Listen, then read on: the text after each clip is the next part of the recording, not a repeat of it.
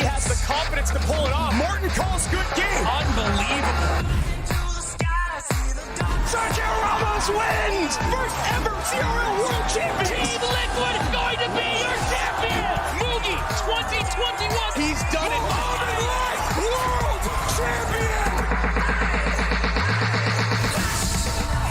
It's the moment we rise. Come together tonight. Let a flame that we keep it burning strong.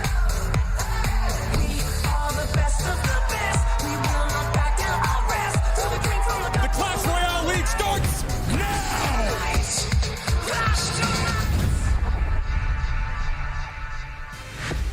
Hello and welcome to Champions Day. Champions Day, what do I mean? Well, we're crowning an April monthly champion, sending somebody to our World Championship later this year, and we have 6 champions here. We have World Champions, Ladder Champions, Global Tournament Champions, CRL Regional Champions. It's champion filled, and of course on the desk we have the World Cyber Games champion Juicy J and a future disc golf champion, my buddy Andrew. Yes. I'm Rich Slayton. I'm so excited for a day like this one. It's going to be a banger. Andrew, we have Mohamed Light. Will he again do the same thing where he wins golden tickets and gives them away, or will somebody else take it on this beautiful Sunday?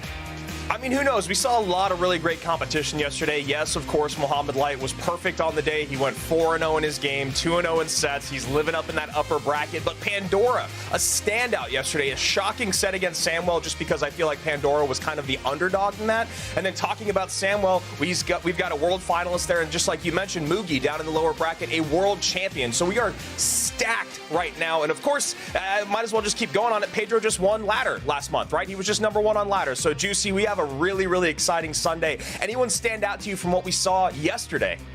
You know, we talked about everyone except Clown. I mean, we're going to get into predictions later, but I think I was the only one to pick Clown today. I feel like he could be a little bit of a dark horse, and I liked what I saw yesterday, and he's the one that I'm most excited to watch today. Well, then let's get into it. Andrew, take us through what we're doing throughout this competition and, of course, today in our championship. That's right. If you want to be a part of CRL, you can do it. It's the era of everyone. You just need to get in that top 1,000 Path of Legends Ultimate Champion. Do what or call it what you will, whether it's Heist, whether it's Mega Draft, whether it's just regular old one-on-one. Then you get to that top 1,000. You go to a 2-day competition hour qualifiers. You have to end up in that top 8 to get to where we are, our monthly final. Double elimination, dual mode, in-game dual mode, and of course the top 7 players from our leaderboard and the top 7 players with our golden tickets will be going to World Finals. They'll be joined by 2 more. And of course, today, this weekend, let's look at that was the macro. Let's now look at the micro. 8 players, well, there's only 6 remaining. We said goodbye to Sam and Tico yesterday. They each walked away with $1,000. Like I said, it's best of 3, it's double elimination, and of course, it is in-game dual mode, so you have to build 4 unique decks before that best of 3 starts. And of course, why are we here? Well, we're here for the golden ticket, but we're also here for a lot of money. That's right, $16,000 goes to first place. Mohamed Light has his eyes on making it a cool 32 on the year, plus all the other things you get for qualifying. Of course, second place gets $10K, and like I said earlier, 7th and 8th place already walked away with $1,000 apiece. Rich, the bracket is stacked still, even after we said goodbye to 2 of our players yesterday. Yesterday, we already had a banger of a lineup, but of course, as you can see in the lower bracket round 1, he already mentioned it, OP Sam and Tico heading home early. And now we get into the second part of our bracket, day 2. We're going to kick things off in the lower bracket, elimination matches. Samuel Basoto against Mugi, Clown, aka Kickash, against this new upcoming rookie in Pedro. And then the upper bracket finals. Can Pandora disrupt Mohamed Light, or will Mohamed Light win? And if he wins that upper bracket final, that means the lower bracket champion has a guaranteed golden ticket, because Mo already has one. You can't take home 2. It's going to be an insane day of eliminations, and of course, one lucky person joining Mohamed Light at our World Finals. And with every single weekend, the 3 of us make our calls on who's going to do something, who's going to go ahead and get wins, who's going to take some L's. Yesterday, Andrew picked every single one wrong, and Juicy and I both got them all right. And now here we go today, and this is the first time that none of us are exactly the same. Andrew, you're picking Samuel Basoto on our first match. Yeah, I'm going with Sam in match number 1. I really liked what I saw out of him yesterday. Obviously, it's really, really hard to root against Mugi. Mugi also looked exceptional, other than when, of course, he's playing up against, you know, the best in the world in Mohamed Light. So I just really like what I saw out of Sam. I think it's a coin toss. I could see myself going either way. But Juicy, you mentioned it in the intro. We obviously talked about it before the show. You're going Boom Clown. You're going Kick-Ass. You're going Clown. Why him over Pedro? Pedro's a guy that could be, as Rich has talked about, Rookie of the Year candidate. What makes you want to go Boom Clown, Juice? You know, we watched his match yesterday versus Mohamed Light, and we saw him on the brink of being able to beat the world champion. One mistake cost him the match, but from that performance, I loved what I saw. And I definitely think that you might be able to take Pedro down. And also, I gotta set my part away from you guys, so hopefully I can take some points and I can beat you guys in the predictions. Well, that's all not happen. The goal of trying to separate yourself. And of course, these players trying to separate themselves from the rest of the pack, because keep in mind, everybody, that it's not just the golden ticket on the line. We have 7 golden tickets, but also the top 7 players from our leaderboards will go to World Finals at the end of the year. And that's going to be important. Every single match win bumps you up in the amount of points you get this weekend at an incredible rate. And speaking of which, both of these players, you expect to see them at World Finals. Mugi didn't get many points last month. Would love to jump up the leaderboards here in our opening match. Andrew, former world champion, former CRL West regional champion in our opening matchup. Yeah, I also just wish that Crazy Raccoon was just something that Mugi titled himself. It's like his little, like, sub name.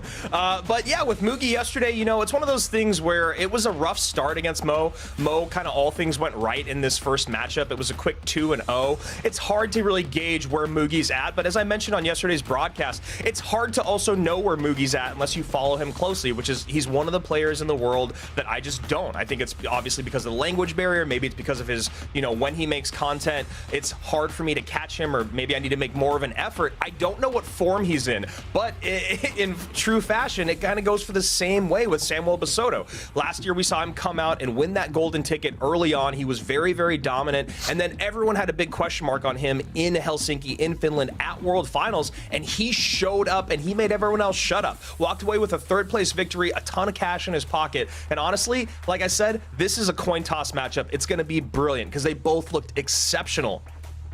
You know, Juicy, you have 2 players who have very little left to prove in their careers, right? You have Mugi, who's already won a world championship, Samuel Basoto, who's got tons of top 1 ladder finishes, who's won a CRL Western Championship, 3rd place finish last year. But will their report card for 2023 say something like, has lots of potential, fails to apply himself appropriately?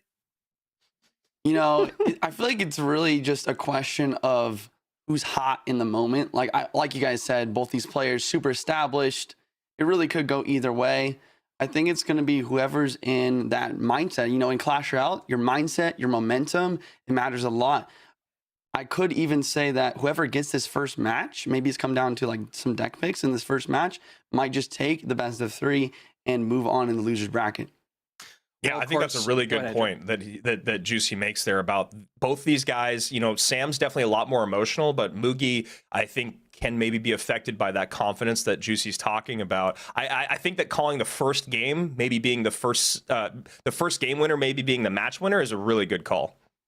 Well, of course, we're just a few moments away from getting this first game kicked off. And of course, those of you who are watching at home, you can watch right here on the broadcast. If you want to expand your experience, of course, the Tournament Hub, the CRL logo on the main screen in your Clash Royale app, you can click there and follow along with the gameplay blown up to the full size of your phone or your tablet, so you can watch along that way as well. And of course, just throw our commentary on in the background for all the extra insight from my partners here on this weekend. Mugi and Samuel Basoto, Juicy, we're going to let you go in just a moment here, but you know, you've been in that waiting for the match to start, and it's a big match, right? Obviously, winning at World Cyber Games, you had so much downtime. What did you do as we let you go to solidify yourself and get yourself mentally ready for a moment like this? I mean, you gotta be focused, you gotta prepare, but it's like we talked about, it's all about that confidence, right? You gotta tell yourself, I can do this, I'm the better player, and I'm gonna take the win. If you don't do that, the chances are you're not going to win. All right. Thanks a lot, Juicy. We'll see him again a little bit later in the day. But for now, Andrew Guy, I know you love what you're seeing. It's Mortar to open things up.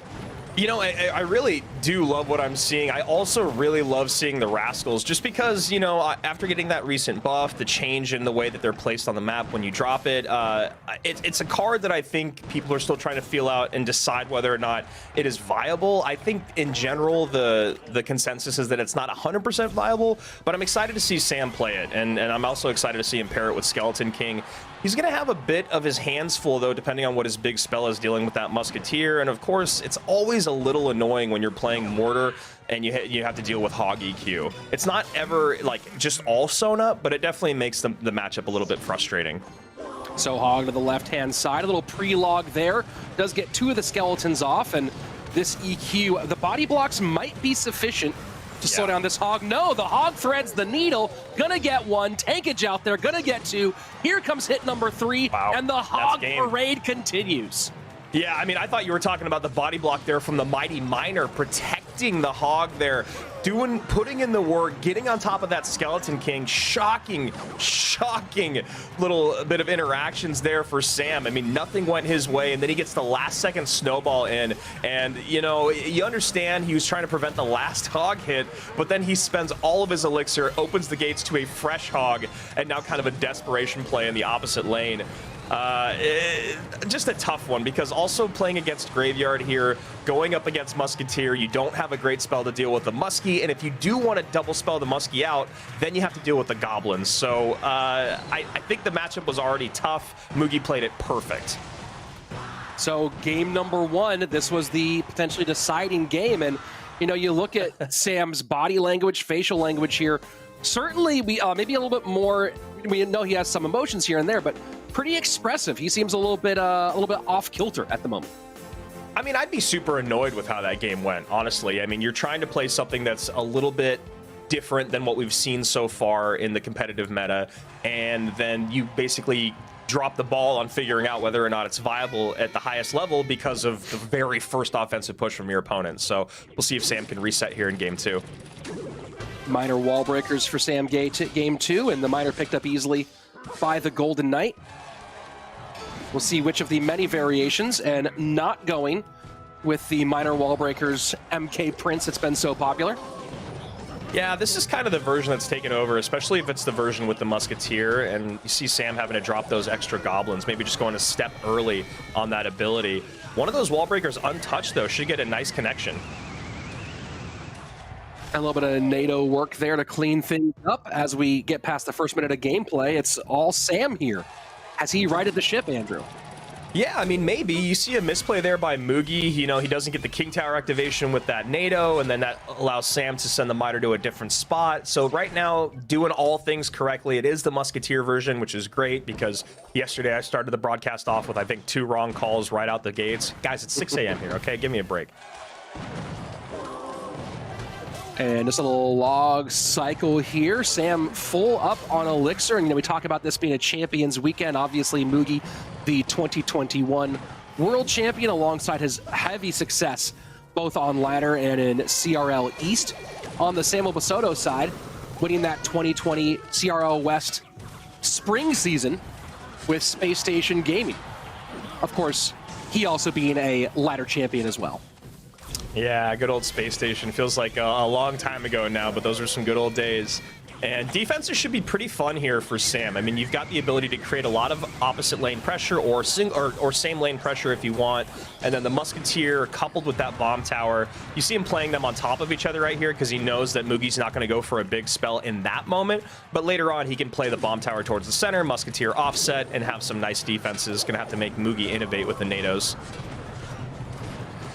And going for the catch with the cannon here will at least prevent the Musketeer damage, but trying to stop everything is just proving to be a tall order for Mugi, as the ability for the Mighty Miner activates and does get picked up by the Electro Giant. So far in this competition for April, Mugi 2 out of 3 wins with E-Giant play against top 16 opponents.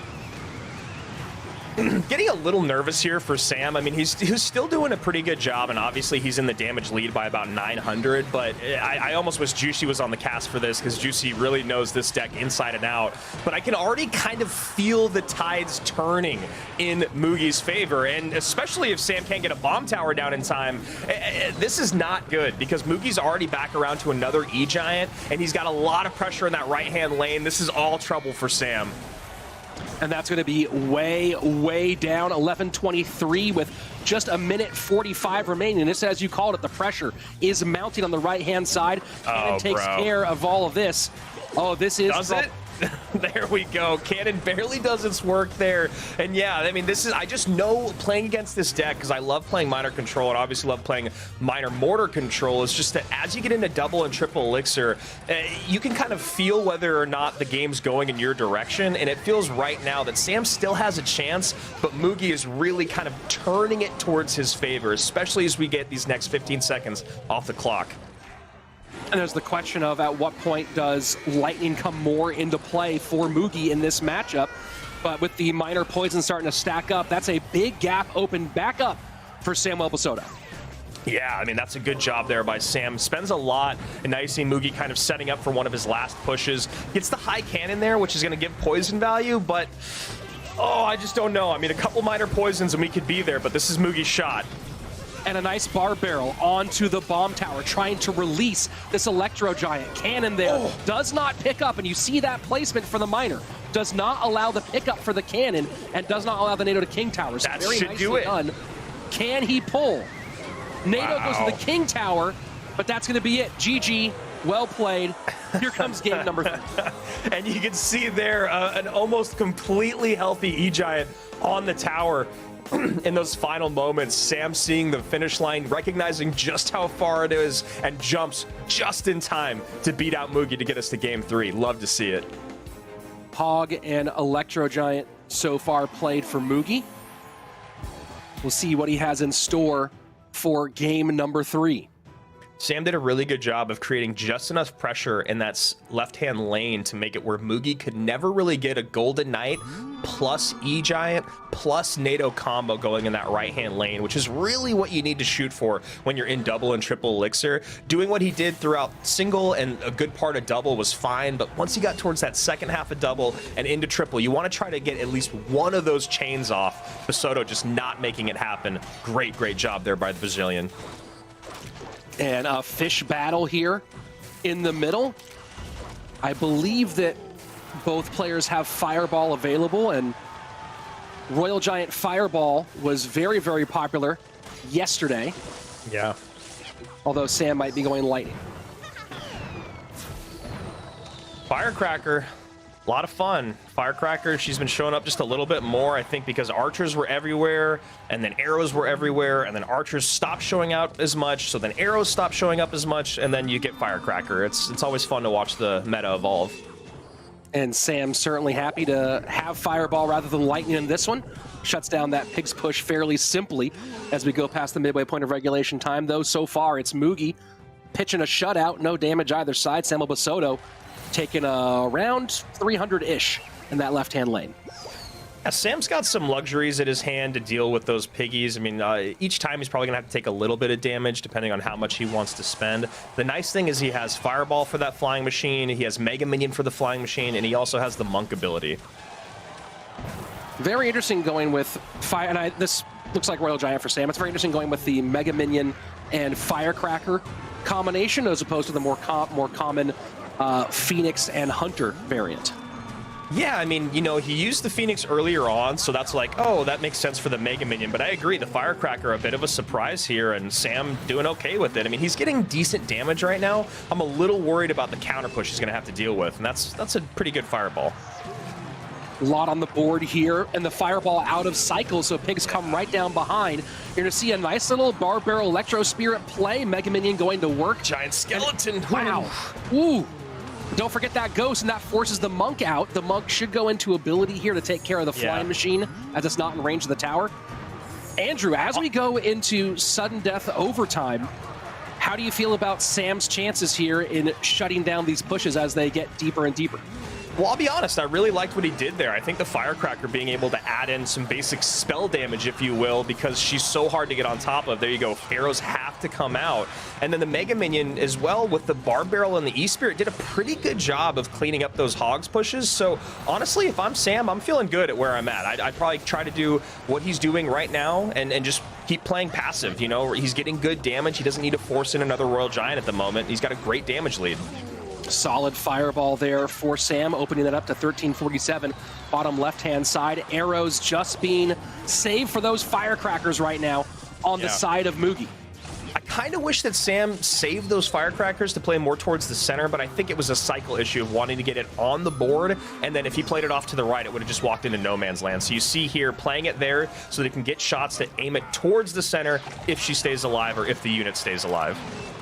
And nice pick there by the Fisherman on the Firecracker. Not the way Sam wanted that all to be sequenced. And here we go.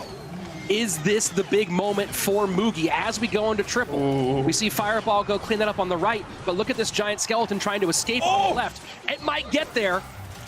Just in time, and that was a juicy fireball from Sam there, getting everything he needed off the board from Mugi. Still has a 600 plus damage lead, but you just saw a big breath taken there by Samuel Basoto, knowing that that giant skeleton got dangerously close. And again, Fisherman this time not able to get to the Firecracker. Arrows do their job. Monk gets pulled in and Dude, does look at get those finished. Mega Minions just putting in work on that giant skelly. You love to see it. And look at the general doubling up we're seeing on Sam's side. 2 Firecrackers at 1.2 Mega Minions. Yep. I mean, that's what you want to do. Those Mega Minions, he cannot deal with. Mugi cannot deal with the Mega Minions at all. So stack the board with them. Get as many Firecrackers down as you can, because then the Firecrackers, you know, you can only use arrows in one spot. And this was a great game by Sam. I mean, I think we saw 1 Royal Giant the whole game. Otherwise, it was just perfect game management, and now we see a celebration there. That's the celebration you see from Sam when he knows he's beaten a world-class competitor. I mean, he most certainly did, and this was some really phenomenal deck picking on the part of Sam and his team. But there, you talked about it, the Mega Minions so hard to deal with. Mugi trying to find opportunities to break on through. And what Sam did really, really well was in the moments where he didn't have Fireball available on defense against those Royal Hogs, he did a great job of mitigating the damage that could have been much worse from those Royal Hogs. You saw the Barb Barrel, Mega Minion, E-Spirit plays, just really smart stuff from Sam overall. And he takes not just one big step towards a golden ticket today, but a lot more points towards those standings if he does fall short. Yeah, you know, and he got a really great setup there, a great matchup with the deck situation that he was in, just because there was no way to control that Mega Minion and the Firecracker. Well, honestly, there was no way to control the Mega Minion, period. And then being able to stack those Firecrackers was just so frustrating for Mugi, especially when he got the Firecrackers where he needed. But going back to game number 1, you can see right here, Sam knows exactly what he needs to do about a minute before this happens. Maybe 35 seconds beforehand. He recognizes, I need to get a few more miners down. I have to start poisoning. Mugi played a great cannon right in the safe spot, but it actually did not pick up the miner on either of the drops by Samwell. So great fortune there for the Brazilian. Ends up taking it 2-1, and then in game 2, which we just saw, it was so funny, man, because you and I were calling it, and it was like a pretty low energy call, because it was almost like watching, again, a chess match. It was so brilliant from both of them, always calling and receiving, great responses on both sides, and Sam comes out on top by just a few hundred. And Mugi trying to kind of poke and prod his way through to tower damage, but just couldn't end up actually making it happen. So back to game number 1, where Mugi got a phenomenal situation here, and we saw early on, honestly, Andrew, it looked like Sam was very short for this tournament, the way that Mugi just ran through him after the first hog and the double up hog took things down. Yeah, and especially that Mighty Miner not only being able to tank for it, but somehow getting on top of that Skeleton King and just taking it right off the board. Sam had nothing left in the tank. And then you go to game number 2. This is when things turned around for Basoto. It looked like Mugi, like you said, Rich, might just 2-0 it, but Sam did some great minor poison work, as we were calling at the end of that. And then you get on to game number 3. We just saw it. Great stuff there. you know, I like the patience with the RG. I talked about it yesterday, man. I love when a win condition only comes out 1 or 2 times, and Sam did a really, really good job of recognizing he got the damage. Now time to play defense. And, you know, I'm remembering now, I totally forgot about this. We talked about Samuel Basoto's time at Space Station Gaming. Well, as we're talking about picking decks and preparing for these matchups, the coach working with Samuel Basoto for this competition, none other than his former coach at Space Station Gaming, Trainer Luis. So a little throwback there, bringing Luis back into the game, and Sam and Luis, obviously a lot of trust there between those two, a long-time relationship, and a great performance. Juicy, let's talk. You're known, you are an E-Giant player. That's your jam. Talk to us about that game too. First off, I just want to say, boy, was I wrong about whoever's going to win that first game winning the whole thing.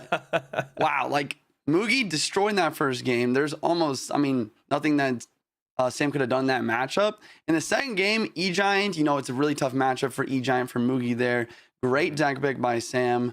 Not only that, but he played fantastically. Notice that miner placement used throughout the match. Not only is it anti-tornado, but it's also anti-cannon. You can't place the cannon there in order to catch the miner, and that's the best placement versus E-Giant, and Sam abused that placement throughout the entirety of the match.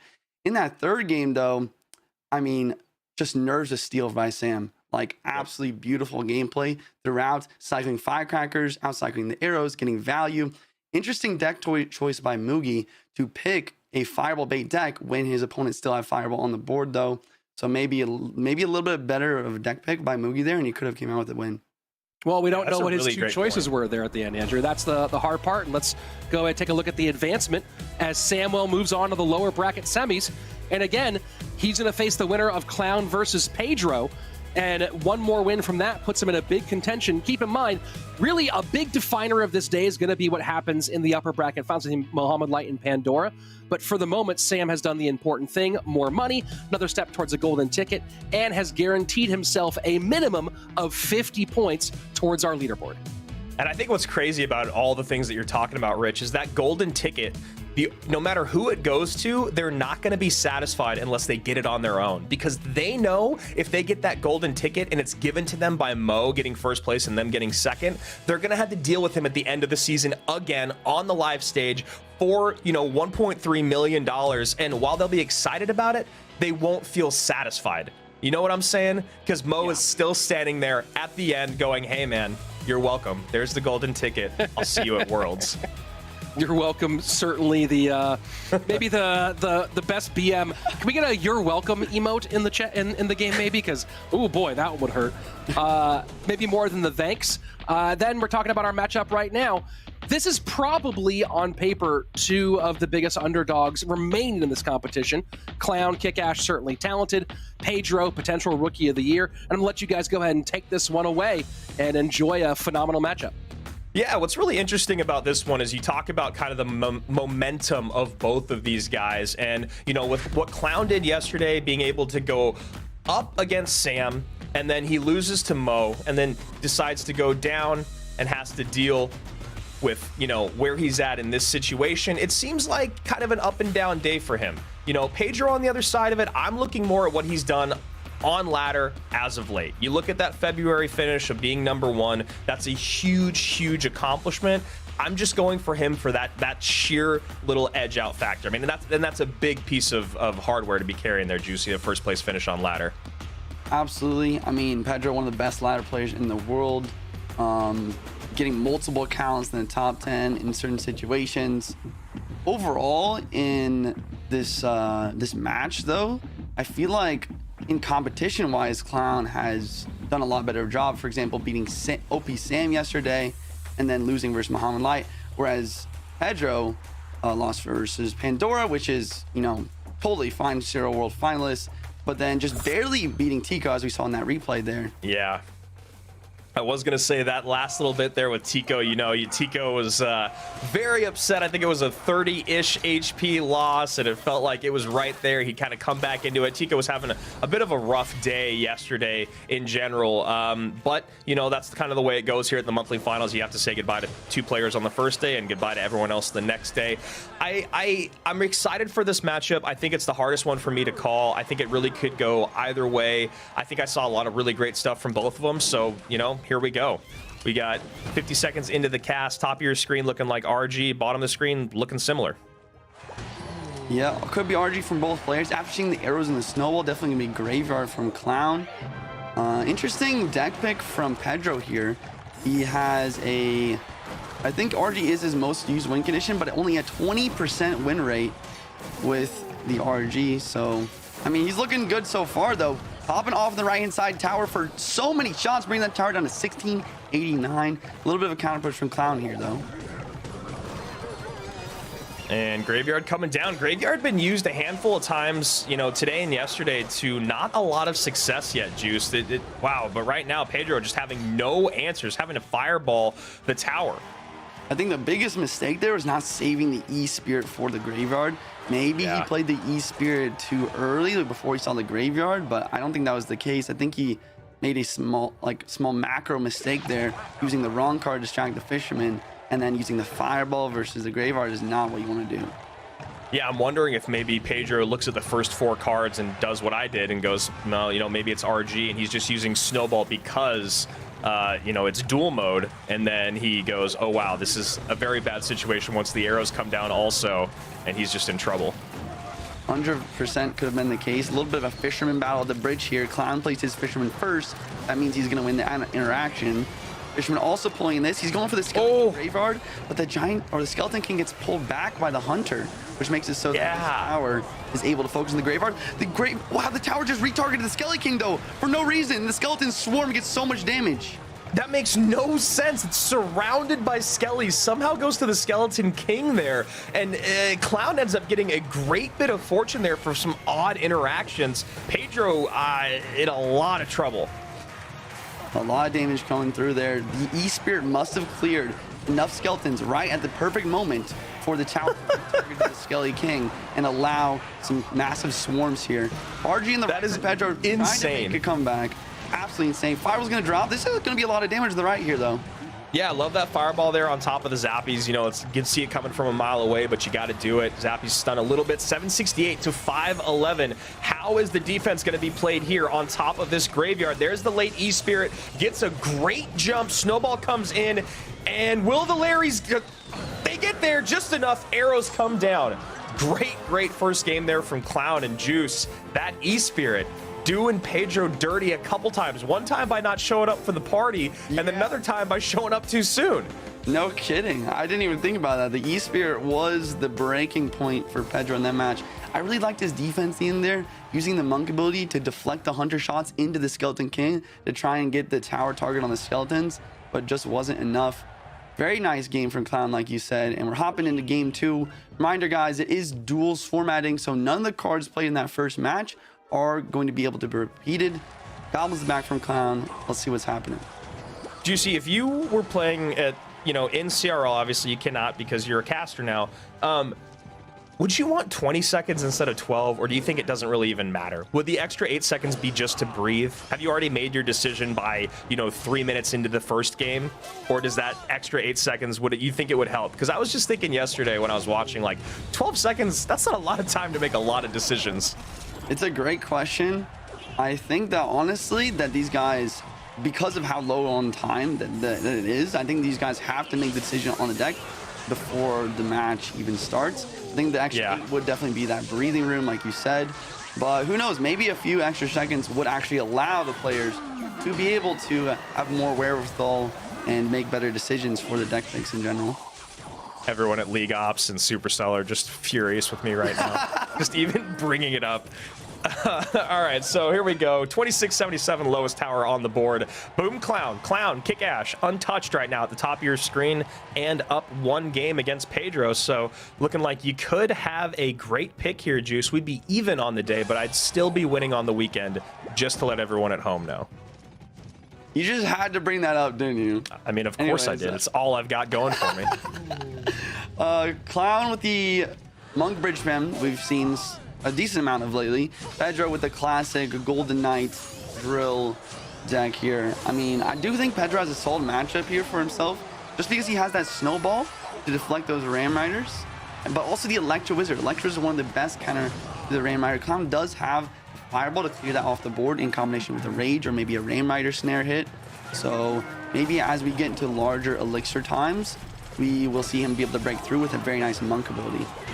Yeah, and then for the other side of it with Pedro, I'm curious about, with how much is on the ground for Clown when those Golden Knight dashes are going to happen, if they are going to happen. I know it's a lot harder to pull off now just with that bit of change in tile range, but when you look at the responses that Clown has, it feels like that's going to be the best way to go.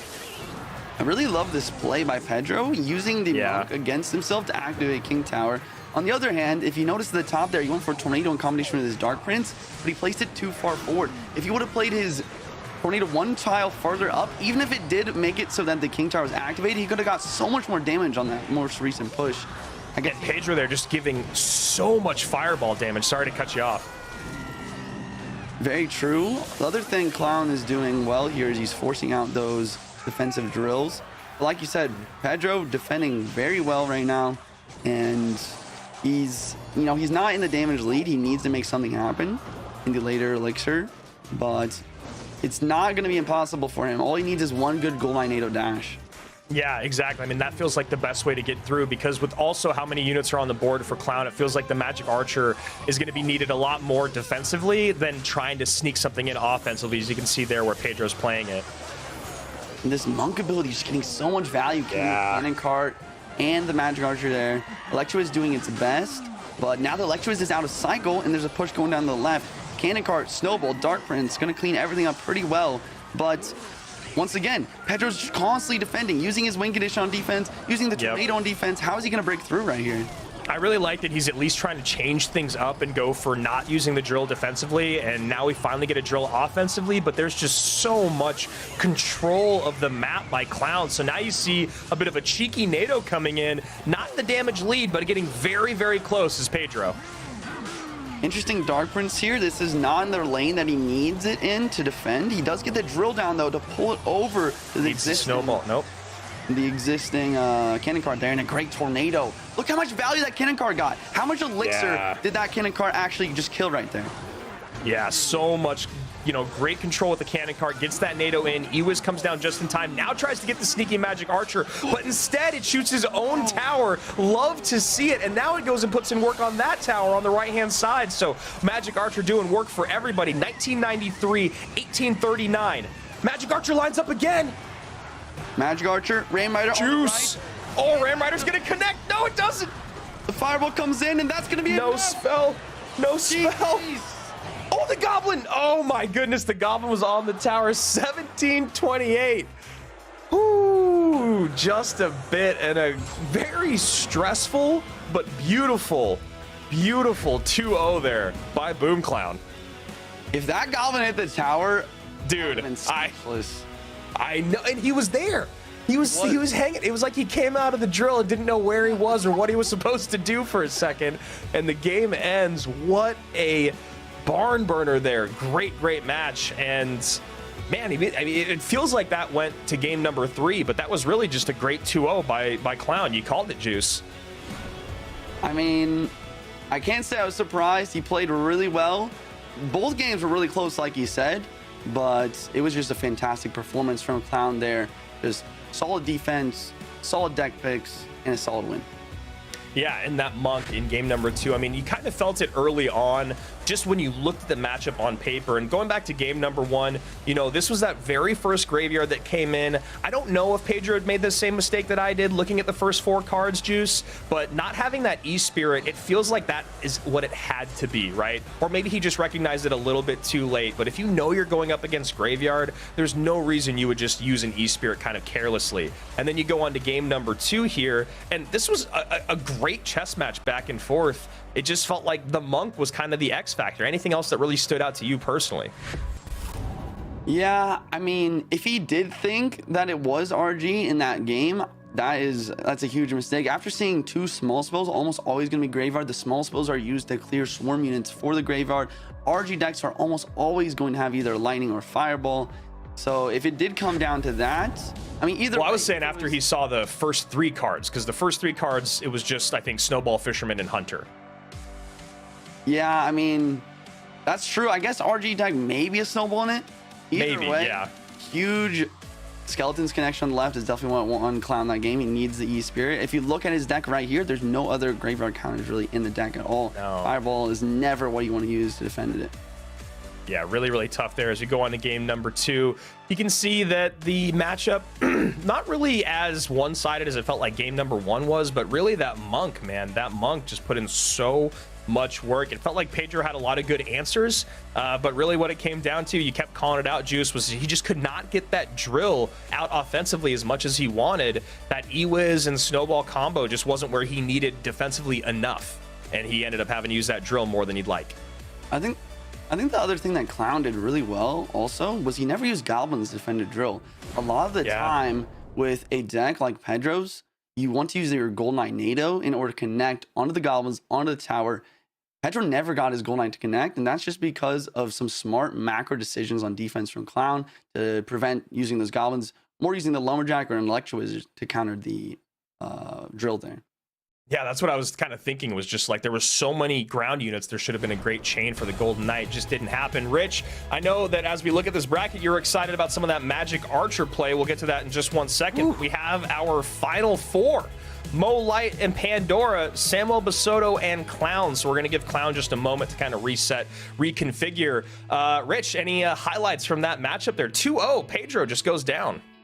Yeah, I mean, look, Pedro has been doing a great job on ladder, obviously, and going deep in these competitions, but just, not putting together those final steps quite yet. But Clown, the play in this one, and this game number 2 was decided by under 100 HP, but the play of the game for me was this great moment at the bridge where Clown activated the Monk as Sam was trying to, or as Pedro was trying to get the lineup with the Magic Archer, and reflected the Magic Archer damage all the way back onto the Princess Tower, and those shots, game deciding. That was a game-deciding activation of an ability, and maybe one of the most interesting, I've talked about this a lot, but Monk, with all the different things he does, the knockback, the tanking, the reflection, it's just become one of the most interesting cards, and that right there is a perfect example.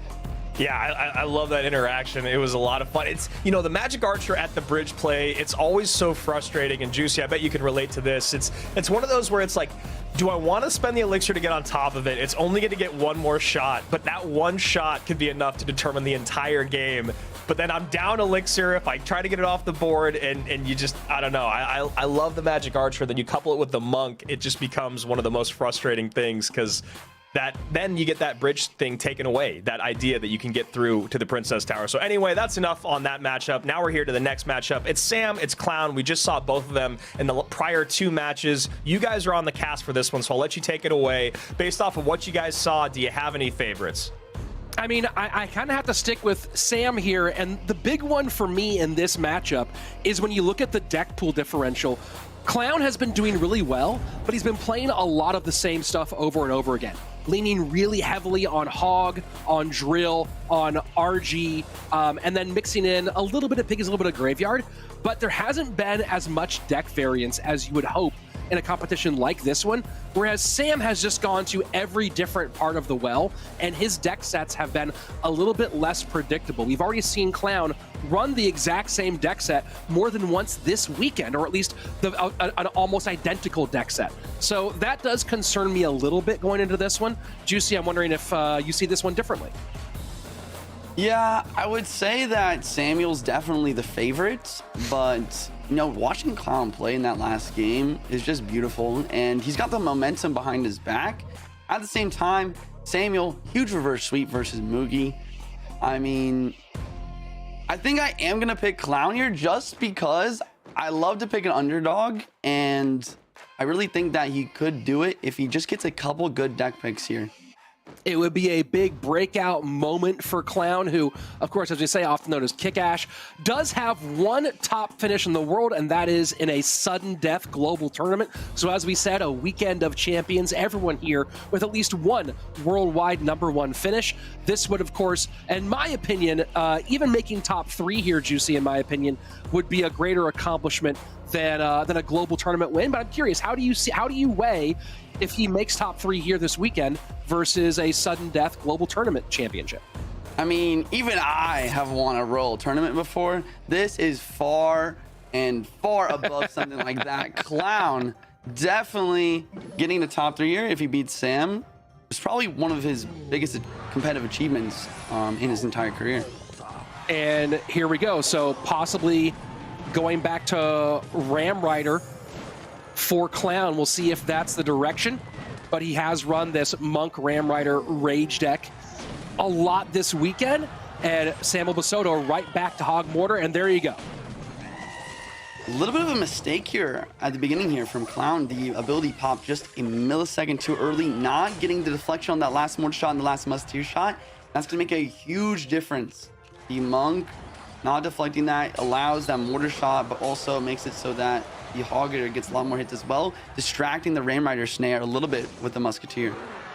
What is going to be the key here, Juicy, for Clown in dealing with both the Hog and the Mortar as those two potential win conditions? So you 100% have to go same lane. That's number one. You have to have that macro idea to go same lane with your Monk to deflect the Musketeer shots, deflect the mortar shots, but also because you're using the Ram Rider as your main Hog Rider counter. You want to defend and counter push with the Ram Rider versus the Hog Rider. Ideally, you do both at the same time and get a counter push with the Monk in front of the Ram Rider in order to connect for some damage. First 90 seconds away, and so far it's a nice lead for Samuel Basoto. And you see, as you talked about it, the Ram Rider being used as the primary Hog counter. Goblins come out, nice little body block there, and does prevent any connection. Lumberjack right side, I really like that play. Got to make that dual lane pressure. Going all same lane isn't going to help as much as you might think, just because the log can get a lot of value, and that's going to be some solid damage. You know, he does get this damage to the opposite lane, Rich, but like we talked about, he's going to have to continue to defend same lane, so it's going to make those counter pushes a little bit more difficult. I love the Magic Archer idea, though, to defend on the left and counter push on the right. I think we'll see maybe some more of that as time goes on. Monk goes in to that left-hand lane. Double elixir starting to flow. Who gets the advantage here as the elixir begins to come more quickly? And you know, it's a great question. I mean, I would maybe go for Clown here just because he's going to stack up those big pushes to give himself a chance to break through. At the same time, Single doesn't have that big spell. So, I mean, he does have the Earthquake, but he doesn't have a big spell to deal with a massive Monk Ram Rider push. So here we go. Monk not going to be too healthy, but still is on the board. Inferno Dragon in tow. 1674 to 1063 as Clown begins that same idea. Magic Archer cycle to the right-hand side and pressure to the right here. Log easily takes care of business. And now, what is he going to do about this Hog? I don't think he can do much here. You got the Inferno Dragon locked onto it, but the Ice Spirit stops the Ram on the right, and the Inferno Dragon just not enough. Two Hog hits coming through, and the Mortar is looking to lock on as well. Monk did distract them. Monk with the distraction. Hog Rider in, needs to do something to stop this. No log behind yet. Fireball, big expenditure here on the side of Clown. Sam does not connect. Inferno Dragon, desperation pickup with 90 seconds left. And as we head into Triple Elixir, Samuel's going to start cycling some Earthquakes as well. There it is right there. Earthquake cycle, going to be able to finish out this game. He just needs one or two more. And now, pressure in both lanes. Lumberjack plus Ram Rider right into that left-hand tower. Not going to get much damage out of it. Almost nothing from that one. Magic Archer takes a shot from the mortar, and this Hog plus EQ should be enough to finish things off. Fireball comes out. Hog gets it done. GG, well played. Samuel Basoto, game number one. And Juicy, this is what I was talking about. That Kick Ash Clown has run that Ram Rider Rage deck over and over and over again throughout this competition. And, you know, very likely here he's going to go Hog or Drill in game number two. Sam might have the counter already locked and loaded. Yeah, you make a great point. Like I said, Clown needs to get some good deck picks here in order to beat a player of this caliber. In that first game, you're right, Samuel definitely predicted him. Ice Spirit, Log, Mortar, everything for the Ram Rider. And Hog Rider, a very difficult win condition to stop with a Ram Rider deck like that. Although not looking like Drill or Hog here as the E-Giant comes out right at the bridge. E-Giant from Clown going against Samuel with a Monk Firecracker variation. Most of the time, almost every time, E-Giant has a good matchup versus RG, so a very nice pick by Clown here. The biggest thing that he has to look forward to in order to break through is the tornado to pull the Fisherman into the E-Giant or potentially to the opposite lane. Golden Knight sets up on the left-hand side, 1 minute away between these two competitors. Samuel Basoto doing a good job of continuing to vary deck picks, but not getting the exact matchup maybe he'd hoped for in this situation. What does Sam need to do to have a hope in this matchup? He needs to do what he's doing right here. He needs to try and surprise RG at the bridge when Clown goes for an E-Giant in the back. Really bad cannon placement here as well by Clown. And for Tornado is going to have to force out, but the RG did get a shot on tower. Well played from Sam. He's going to be up some elixir after that play as well. The get out of jail free card activated by Clown takes a little bit of damage for his efforts, but as you said, a nice 2 elixir advantage for Samwell. Does he put the pedal to the metal here? You know, it might be the play. He might go for a Monk at the bridge and an RG another time because the double elixir is coming in. Clown is prepared with an E-Giant in the defensive. Most likely ops lane. Wow, here it comes. Very aggressive play on the left-hand lane. Firecracker not going to get involved, just going to go ahead and no, does get the Firecracker into the mix on the left-hand lane. What does he do about this RG? Probably cycling back to a Fisherman, and there about the Electro Giant, I mean, and a perfect NATO to counter that Fisherman. You know, he saved the tornado for the offense in order to make this happen. Lightning going to drop on this Phoenix as well, and that's going to be damage lead. People at home might have thought Clown was in a bad situation there, but a really nice tornado on that push forward, like I talked about earlier, is going to basically secure him guaranteed damage every time. A little over 500 HP difference as we go into sudden death overtime. Samuel's been pulling out all the tricks so far, but tricks can only get you so far in a matchup like this one. Lightning at the bridge defensively to shut down that offensive push. And now at this point, this is interesting. Is Clown going to change tack here and go a bit more defensive? You know, if he does do that, I'm not sure if it's going to work out for him. He needs to have good defense, but he also needs to get an E-Giant down or else he will succumb to pressure. Really nice delay on the cannon here, dodging that pre-bar barrel. Maybe he'll go for the E-Giant in the bridge right now. And perfect timing there from my co-caster, but the lead is precarious for Clown. 34 HP separating these two. Lightning gets some work done and no effective counter push available for Samuel. He just gets aggressive at the bridge. RG, Barbarian Barrel to tank for the cannon here once again. Really nice tornado, but the RG does get a shot. Very close match at the moment. Golden Knight Dash not able to get the Firecracker here. Royal Giant getting a lot of shots so far, and Firecracker stays alive. Monk gets out in front for some reflection damage. Firecracker being tanked for. This is starting to swing towards Samwell as we go into triple. Other things, we haven't seen Samuel's last card. If it is a Lightning, he's dangerously close to finishing out this game. Here comes another RG bridge, but the tornado is just too early. The tower's not even helping on the defense. Cannon's gonna drop here. He needs an E-Giant. There it is. E-Giant goes to the right-hand lane, attempt prediction at the Fisherman. Into the middle, Barbarrel doesn't get it, and now the Fisherman, great NATO to pull away. Is this E-Giant going to be the end? Lightning in, and we're going to game number 3. GG's, really nice Barbarian Barrel over the river there. His tornado wasn't in cycle right away, so he needed to predict in order to make sure to cycle to it. And then once again, like we talked about, you can have 2 options versus the Fisherman. Pull it into the E-Giant or pull it all the way to the ops lane in order to get as much E-Giant damage as possible. Perfect play. Very nice reaction time from Clown there. NATO out for Clown, so here's the big question. Where is he going? Hog potentially available, and maybe Piggies as we see the Zappies come down. He did play Piggies Mirror yesterday against Mohamed Light. Didn't quite work out the way he wanted. Little extra pressure. Maybe he's learned from yesterday's race to the barn, if you will. Fisherman, Arrows, Zappies. Definitely could be that deck like you said.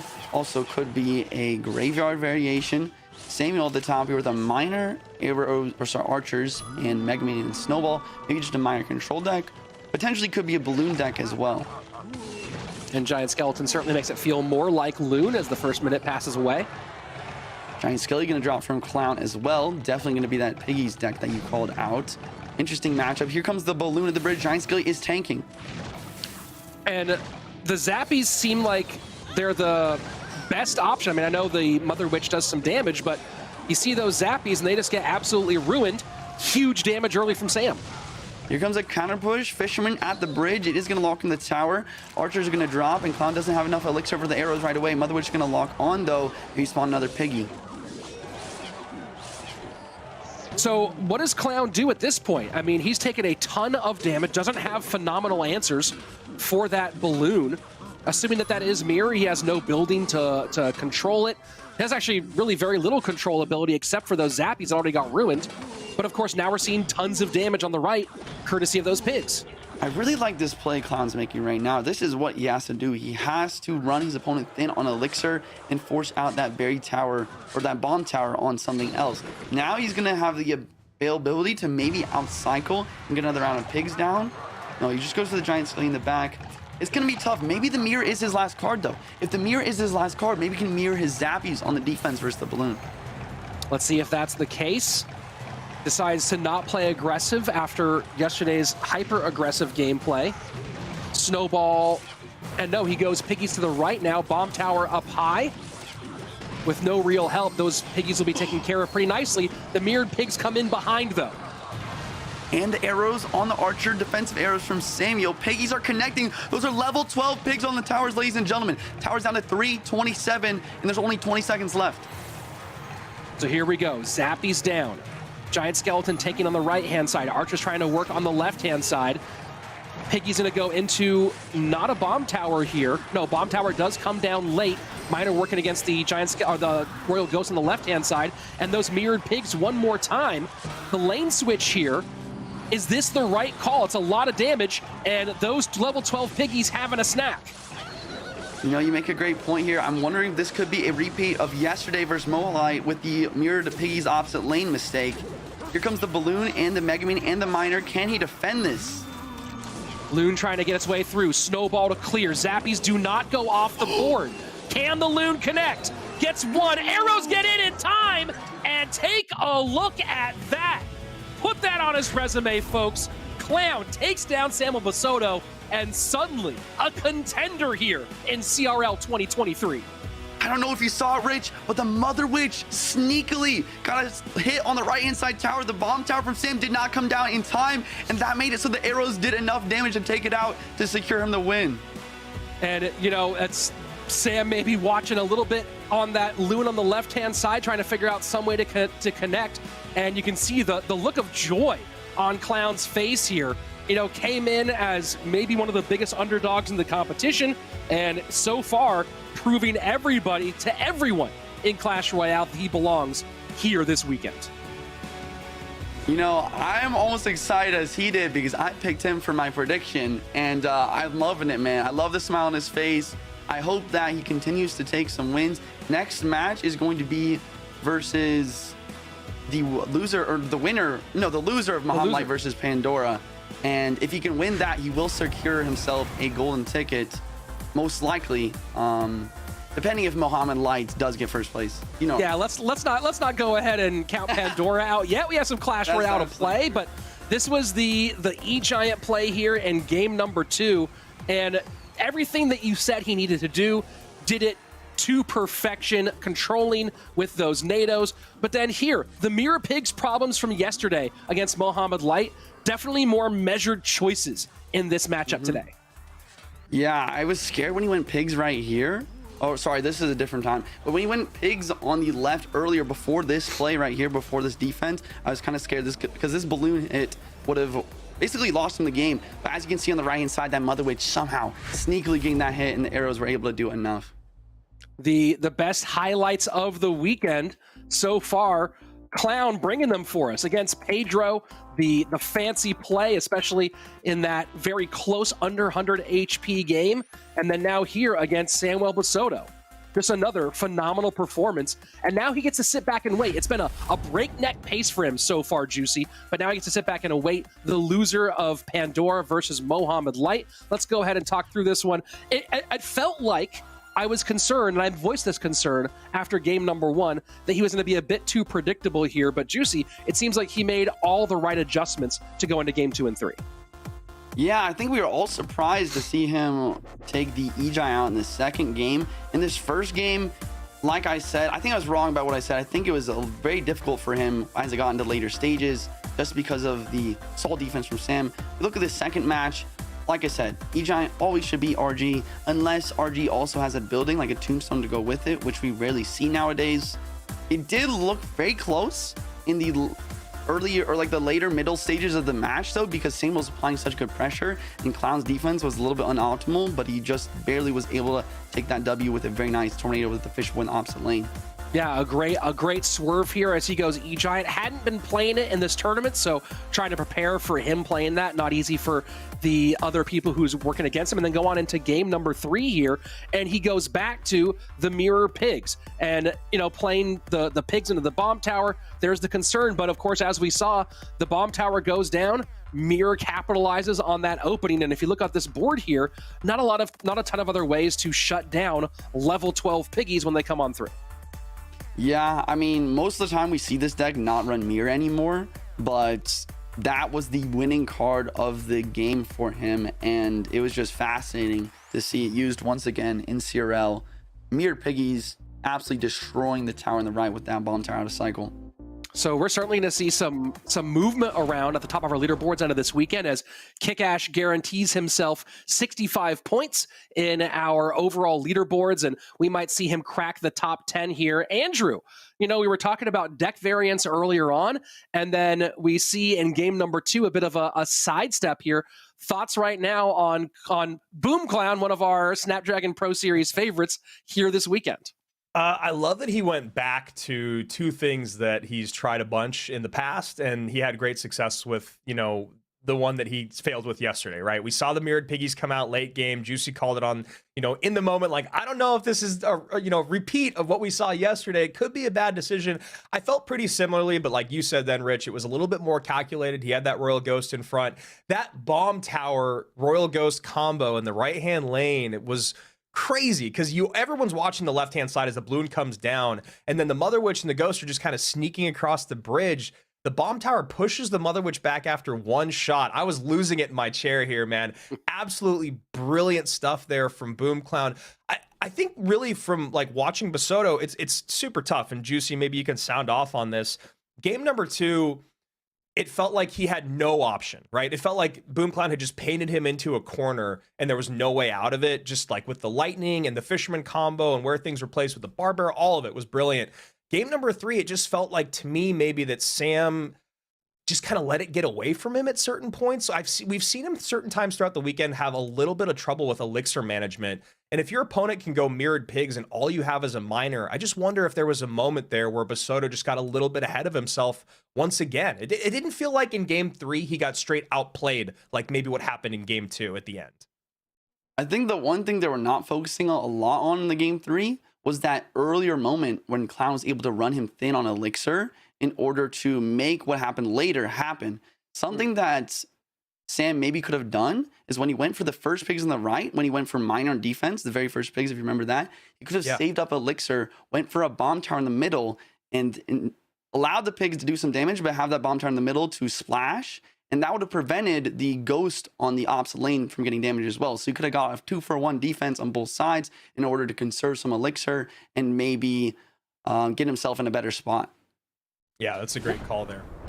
Well, that's the end of Samuel Basoto's weekend here. Top 4 finish, solid cash, and of course, a lot of points towards our leaderboards, and we'll have those coming out later for y'all to see when we wrap everything up. But for now, Clown gets to go sit back, relax, and await his fate. Will he be going up against Mohamed Light in the lower bracket finals, or will he be going up against Pandora in the lower bracket finals? And this is a really fascinating matchup, everybody, because you have the presumptive favorite, and it feels like if Mohamed Light wins, he just is going to go and run through everything. He'll have not only the grand final position, but he'll also have the extra life to give, right? He'll have the ability to lose a final and then run it back, because reminder to those of you watching at home that it is double elimination. You have to imagine that Clown wants to face Pandora first, but man, it's also that fear of, well, giving Mohamed Light that position. Let's go ahead and focus on the match in front of us, folks. Mohamed Light versus Pandora. Is anybody here picking Pandora? And the answer is no. The answer is definitely no. It's too hard, and it makes no sense to bet against Mohamed Light right now. No matter what conversation you want to have with yourself, no matter what mental gymnastics you want to do, even Pandora probably goes, I can beat Mohamed Light, but if I was a betting man, I'd probably bet on Mohamed Light. That's pretty fair here. I mean, Juicy, we asked the question 1,000 times. We'll ask it 1,000 times more, it seems. What do you do to beat Mohamed Light here? I mean, that's one of the toughest questions to ever be asked. You know, you have to get the good dev picks, number one, but against Jeebus, Mohamed Light's coach, that is already a hefty task. You also have to play in a way that is unpredictable and maybe get around some more solid gameplay. Like, you don't want to go into a minor poison mirror matchup, for example, versus Mohamed Light, because he's just that good. And then the last thing is, we've talked about before, you need to have a good mindset. A lot of the time, I think that these pros are just in the mindset of, okay, he's just the best, I can't beat him. Like, you have to have confidence in Clash Royale in order to win. And that's another thing Pandora needs to climb, like another mountain to climb over for him to win this match. We're talking about mindset here. Pandora in this road, people he's beaten in the group stage, beat Surgical Goblin twice, then beat Pedro and Samuel Basoto earlier in this bracket, so hopefully the mindset's there. But Andrew, you talk about X factors for Mohamed Light, you could talk about the dual lane pressure, you could talk about the macro management. The mindset for this player is also one of those things where you talk about players making mistakes late, the pressure just never seems to crack Mohamed Light's shell. Yeah, and then you look at his gameplay over the last couple days. I mean, we didn't get a lot of it, unfortunately. We only got quick 4 games, and a lot of those games were decided very, very early on. I think what Juicy said is really key. I mean, don't try to out-control or outsmart Mohamed Light in terms of micro. I think you play comfort, and I think you probably go just a little bit heavier. It's a little bit more forgiving in terms of him making a mistake and you being able to go downhill. I think that if you are going super micro, super, control based, he's probably going to beat you in that game unless it's like a really bad matchup. And then, I think for the mentality, you just have to remember that, like, Mo's lost. He's lost, a handful of times. I was going to say a lot, but I don't know if we can even say a lot. I think that's it. I think you can play your own game, and that's it. I think trying to beat Mo otherwise is tough. Pandora's hyped right now, and I think for Pandora, this is a lot more of a conversation about what he's expecting at the end of the year when he's at World Finals once again, because he's going to see him there. So, Juice, we'll see you in just a minute. Let's get back to the GOAT, our reigning world champion, top of your screen, Mohamed Light, and of course, Pandora, a great world finalist in and of his own, and, a repeat customer at World Finals. A repeat customer indeed. Looking to do it one more time. And of course, both these guys with some really top teams here in Clash Royale 2023. Shot Kalalis for Mohamed Light and Rising Sun Esports for Pandora. A nice little easy King Tower activation here to open things up. And we saw this yesterday, Mo playing Hog EQ. He could do it with Giant Skeleton. He can do it with Mighty Miner. It does not matter. He could do it with Valkyrie. It's always a treat to watch him play. We'll see if Pandora has a way around it. And what a activation from the Mighty Miner, the bomb, knocking the Golden Knight off of his path and over towards that mortar. So really fun stuff here from Mohamed Light early, going Hog Mortar, which he's been more running just straight Hog Cycle as of late. Yeah, Hog Mortar has been pretty popular. There's been even Royal Hogs Mortar with basically actually the same makeup that you're seeing so far, but instead it's Royal Hogs instead of Hog Rider. It's going to be nice to have the faster cycle, and of course Mo just seems to favor Hog. But the biggest thing about it is the delivery. It feels like delivery is showing up a lot more, and it makes sense, with Lava Hound coming back in, Bloon coming back in, dealing with decks like this, being able to drop a delivery at the bridge and eat up a couple of the charges if you have, I'd say a couple of the charges if you're talking about that Golden Knight as well. Happy to see delivery back. And Pandora runs a few different drill variations. And since we have yet to see skeletons, imagining he might be going with a giant skeleton version here, we'll see if that's the case. And I like here, and you always got to give credit where credit's due to Jebez, and he knows that we are all big fans of him. But Mo hasn't ran this version in April, right? He's run the other version. He's run the Giant Skeleton AQ version, but he hasn't run this one specifically at CRL, which is just really nice to see that he's always keeping his game fresh. And that's kind of the key. Let's not call anything the key. That's one of the many pieces of the puzzle people have to solve here against Mohamed Light. Is not only does he have all those other tools in his belt, it's the continued deck and variation within certain decks, and so far working out very well for him as he goes with a nice hog guards behind to deal with the defense that's been happening so far, but well picked up by Pandora. It's just great because he sees the Dark Princes in the back. He goes hog guards at the bridge. He knows that he's going to have to get an overspend from his opponent, or he's going to have to play that drill defensively, which Pandora obviously does not want to do. So Mo gets a good bit of damage in there. The other thing that I really like that Mo's doing already, and this is something that a lot of Mortar players need to do when they're going up against this type of matchup, is, there's no big spell. Let's play that Mortar defensively. Mortar is one of the best defensive buildings that there is. The only way that he can cause trouble with that is getting his Magic Archer across the middle, but you have great ways to take care of the Magic Archer, and then you don't have to worry about the Magic Archers. So I love what Mohamed Light's doing. 90 seconds left, and having to spend a whole lot, as you just talked about, on these defenses. Barb Barrel plus the Golden Knight to work on this Musketeer. Drill going into the same lane here. Golden Knight gets picked up by the Mortar High guards to control against this Drill. And another Hog Rider coming down the lane does get NATO'd back, but Mohamed Light just firmly in control with only a minute remaining. It's just all about Pandora getting some massive connection. And Mo, look at that, just a quick draw there to get that EQ in to make sure that this cannon cart is very easily dealt with. Love to see that as well. And that's just perfect decision making with the chip by the log on top of everything. So you see this little light there for a moment for Pandora. Hey, I have a fairly healthy cannon cart ready to go the opposite direction, and understanding interaction knowledge pays off very well for the man who gets paid very well with all of his Clash Royale wins. And again, Pandora's got 30 seconds remaining. Mohamed Light has defense completely locked down time and time again. He's not getting a hog hit there, but he's still creating enough pressure to see 9 Elixir come out in the lane that Pandora is not focusing on. You don't want to go in the same lane because that delivery is just getting so much value. I was about to say the same thing, Andrew. That delivery is just shutting down every hope that Pandora has of creating a significant counter push, and then the use of these guards to clean up these drills. It's just been a bad situation from top to bottom for Pandora, and now Mohamed Light doing what he does and going into game 2 with an advantage. And it's funny because I watch Juicy's streams. I'm looking at Pandora right now, and they have a very similar look on their face when you lose to Mohamed Light, which is, what am I supposed to do? How do I beat him? He's like Juicy, I remember one time was just yelling, he's so good. He's so good. Like whole time he was playing. And I actually think Juicy ended up winning one of those games because Mo made a mistake late. But it's very similar. You look at the look on Pandora's face. There's no frustration. It's just respect. And it's also disbelief of like, I couldn't even touch him. I'm one of the best in the world, and I couldn't even touch Mohamed Light. And maybe Ram Rider here for Mo in game number 2.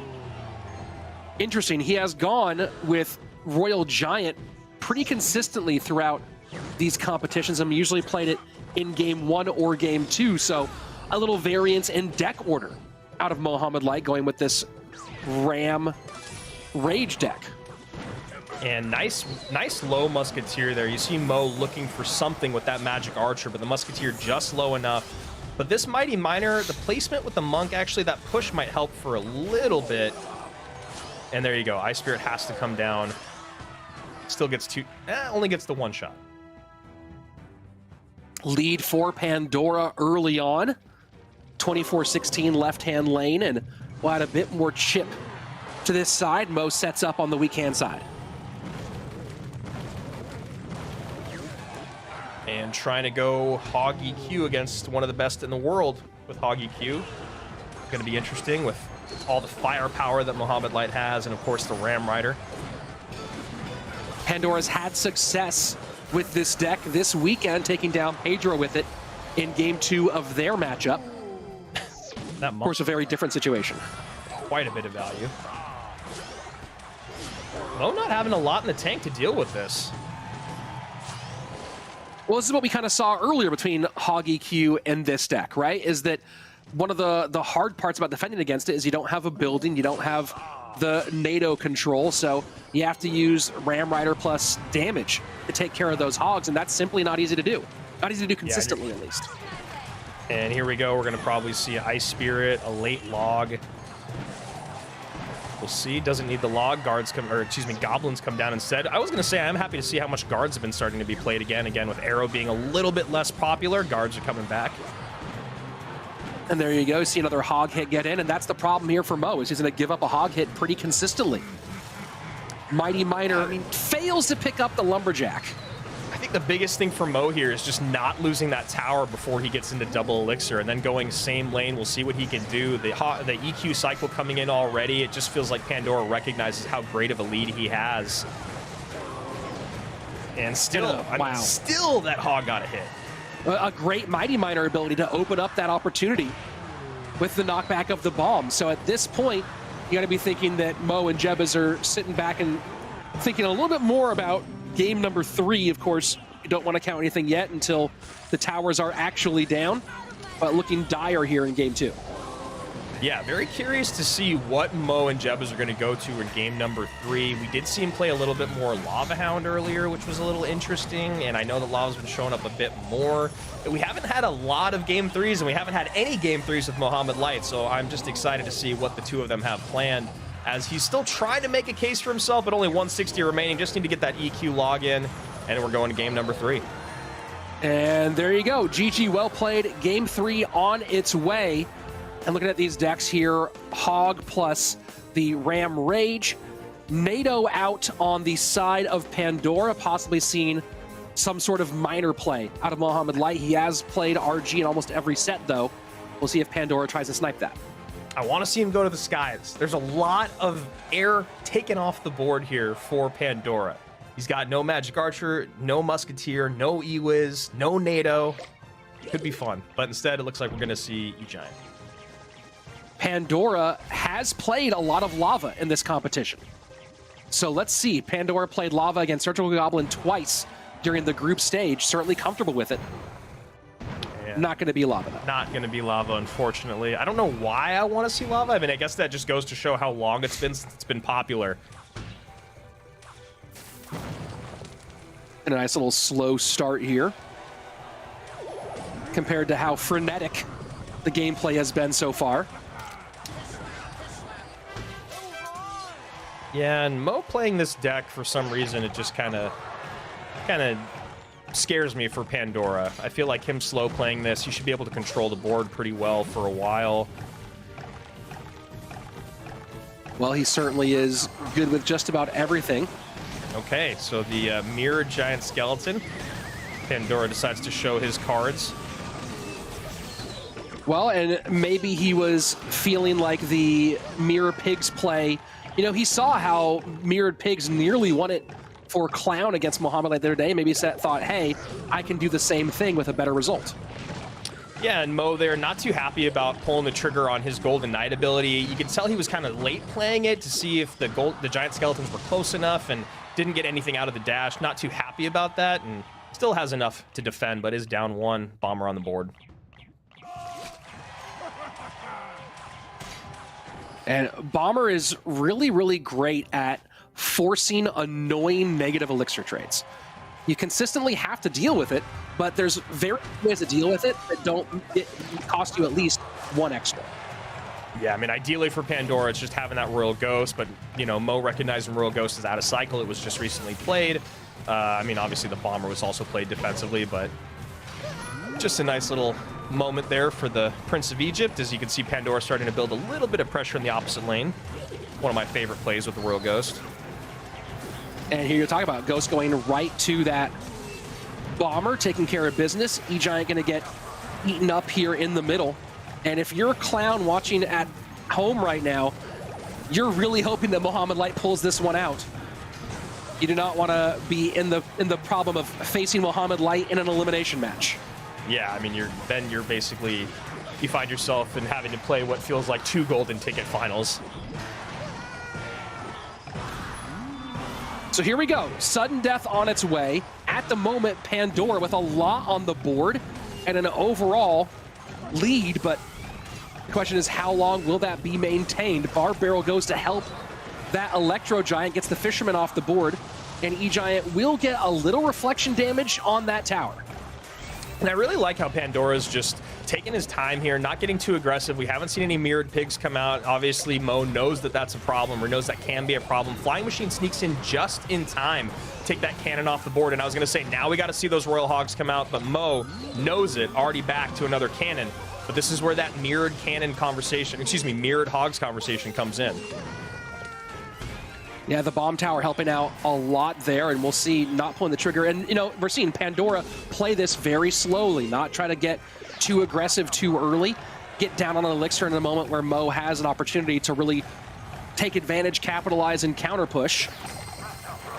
And Mo's doing a really good job of kind of being in control of his 3-card cycle. You see Cannon comes out early when he doesn't have a Golden Knight on the board, so he can second cycle a Cannon if necessary. And then the other times we see the Golden Knight staying on the board with the 3-card cycle. It just makes it very easy for Mo to get back around. So just again, like Mohamed Light recognizing the macro of the matchup. Yes, he is down right now, but the thing that he needs to have is always have enough defense to deal with the Royal Hogs. And there you go, second cannon down. Does have Bomber if he needs for another set, but with the pressure, he can't get, Pandora cannot get another set of Royal Hogs out.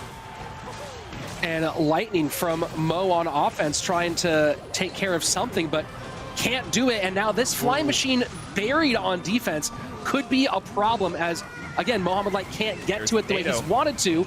NATO pulls it all together. Will reflection damage be sufficient? Does not take the lead here. Lightning cycle. And that's it. Pandora's gonna do it. Mo can't get another lightning down. There's the Hogs coming in. NATO's in. Lightning. Where's the lightning? No lightning. And Mohamed Light, Pandora does it. Oh, I forgot we were. I was gonna actually pick Pandora because I forgot we did our predictions, but then they showed up on the screen. I was like, oh yeah, we already all picked Mo. But man, Pandora does it. Takes down the world champ. You love to see it. And I mean, look at the celebration from him. He's been so emotive this entire weekend. So excited. We've seen it. Every time he wins, just super duper pumped. And you know, considering how reserved everybody is in this game, you love the passion out of Pandora. And why not? You just beat the guy who is the #1 on the planet and took one step closer. Now you just gotta hope that somehow, some way, Mo loses 2 in a row and you don't have to face him in a grand final. Yeah, I mean, I think Pandora is celebrating what feels like a golden ticket win. He knows that he just climbed Everest, and it's going to be shocking if BoomClown can do it. You can't count him out. He's had great showing so far. Juicy's picked him, to his success a couple times already, but you look at what just happened there for Pandora. Mohamed Light going down to the lower bracket. And Mo's not the type to take his foot off the pedal. He wants that money, man. He wants that second place prize money. And it's going to be a tough out here for BoomClown to get to those grand finals. Pandora just waiting in the wings now, just going, all right, Mo, now I need you to do what you do against everyone except for me today. And Mohamed Light usually is so comfortable in the matchup conversation, but this one just really hard to defend these Hog Riders in game #1. Pandora taking complete capitalization on it. And then you're up against Piggies Zappies with Lightning, right? So your big spell here, you can see how little we actually saw it get involved in the game. Not able to really use much to take care of the Flying Machines. It just sat there on defense. And Mohamed Light tried to find a way, just desperately trying to make it happen. But in the end, Pandora just played a really professional game of Clash Royale, and then with a wonderfully charming celebration. Yeah, I mean, you just got to be happy for him. Pandora, like I said yesterday and talking to him in Helsinki, he wants people to talk about him the same way that they talk about the other big players in the game. And this is one great way to do it. Really close to a golden ticket, beats the best in the world along the way, does it with exceptional gameplay throughout. I loved what we saw in that game #3. The patience, the poise, just everything about it was so well done. He gets the double cycled arrows at the end with the piggies to make sure that Mo can't lightning. I mean, that's really what it was. It was all just about great pressure. We can move on to game number 2 here. Mo playing Hog EQ, doing what we expect. Game number 2, this was really, really nicely done, Rich. You called it. Pandora just completely in control. Great pressure there throughout with that Hog. And, you know, just the ability to go, all right, I dropped game 1 to Mohamed Light. I can bounce back in game number 2. Then we go over to game number 3. Mo spent so much of his time and so much of his elixir trying to make sure that there was always the ability to get a second cannon down, or if necessary, a bomber on defense. You know, in that replay that we just saw, it was a bomber plus a cannon, which is already an even trade, you know, on the opposite side of the board. So much spent defensively, never able to put together the push that he wanted offensively, and Pandora just doing a great job controlling the pace against this best in the game. And Pandora now one step away, just one best of 3 away from a world. Yeah, I mean, and technically, if Mo just beats out BoomClown, then Pandora gets that World Finals berth, which is, you know, if there's one thing you want to do is bet on Mohamed Light to beat someone for you to ensure that you're going to World Finals. So great stuff there from Pandora. Juicy, talk to us about that game number 3. I know we get returned to you for the E-Giant advice. You're playing E-Giant against E-Giant Lightning against Zappy's Pigs Mirror. Was this just a brutal matchup for Mo, or was there a way out of that very, very tight corner? It's definitely possible to win a matchup like that. There's a couple things I'll talk about. Number 1, Mohamed Light never got a King Chow activation versus the Piggies. That could have helped out a lot on the defense, prevented a little bit of chip. You know, it really was only like, what, a 30-60 HP game.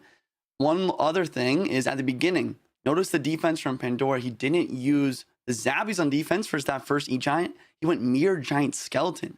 And that's what prevented that early Gold Knight dash. Once again, if Mo got that Gold Knight dash, that would have been game. And the other thing to talk about is the fact that Golden Knight nerf, right? The half HP tile nerf, it mattered so much in that situation, and that's what made the difference. A huge difference. And of course, now we go down to a match that might make all the difference in how this weekend shapes out.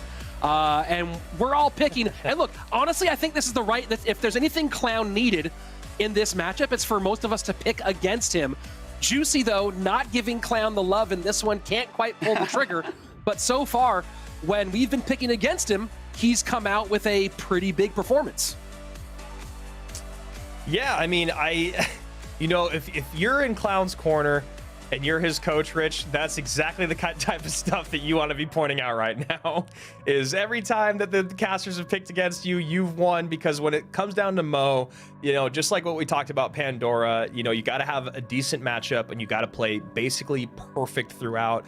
And then, you know, to Juicy's point, you know, Mo made a couple small mistakes there in not activating the King Tower right throughout. And I do love that innovative stuff. We talked about it again yesterday. If you're going to defend against Mohamed Light, you can't go to option 1 or 2. It's usually options 3 or 4, which is where that giant skeleton mirror comes in. So if I'm Clown, I'm looking at all the things that Pandora did correctly in that matchup, the deck picking that went through, the decks that Mohamed Light played, and I'm just trying to take all that with me and still just going to pray that I can beat him. Well, Pandora going to sit there. We'll move into the grand finals in a minute and await the winner of Mohamed Light and Clown. And this is the, you know, we keep saying it. This is now, without question, the biggest match of Clown's entire career. Juicy, you've played against the best. You've been in these moments. If you're in Clown's corner, if you're hanging out with him in chat right now, any final words of advice for what you do in this best of 3? Honestly, I would just tell him, keep doing what you're doing, man. Like, he's actually doing quite a great job. You know, he's beat Samuel Basoto. He's playing at the top of his game. This is a rematch from earlier in the bracket, and he almost beats Mo in one of the games. If he can repeat that, prevent that mistake from happening, and then clutch up at game 3, he can definitely do it.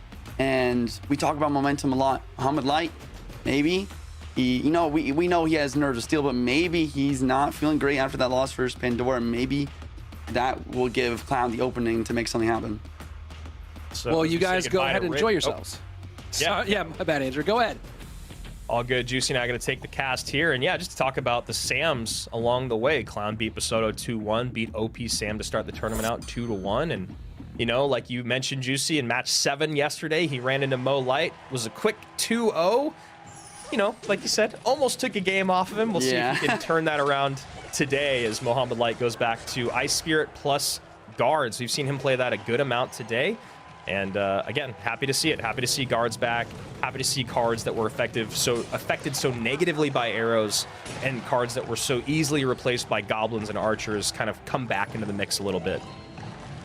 Absolutely. Mohamed Light going back to his bread and butter. We all know how good he is at that hog. Earthquake, Clown with what looks to be maybe Balloon after seeing the Hunter and the Snowball and the Miner.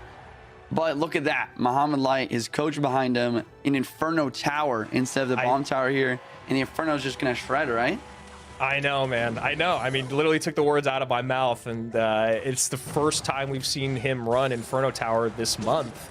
And you know why. You know why. He's got a great coach. And he goes, all right, let's just go back to Hog EQ because you can beat anyone with it. But instead of Cannon, let's go Bomb. No, instead of let's just go Inferno because we're playing against Clown. Yeah, actually just so fascinating just predicting the Giant Skelly Loon. Not only is it going to be great secondary air defense versus the Loon guys, but the Giant Skeleton gets absolutely shredded by that Inferno Tower as well. Arch Queen in the back here from Mo, Hunter from Clown. Clown needs to maybe get a minor prediction on the Inferno Tower in order to break through later in this match. I know, Juice. I was just like, between the Ice Spirit, the Inferno, and the fact that you have an Archer Queen that has no way to get spelled off the board, it's just a really, really tough matchup for Boom Clown. Yep, no big spell, take it out, and also the no reset with the Zap Snowball. A great small spell to knock things around, but no reset. There's that prediction minor on the Inferno, like I said.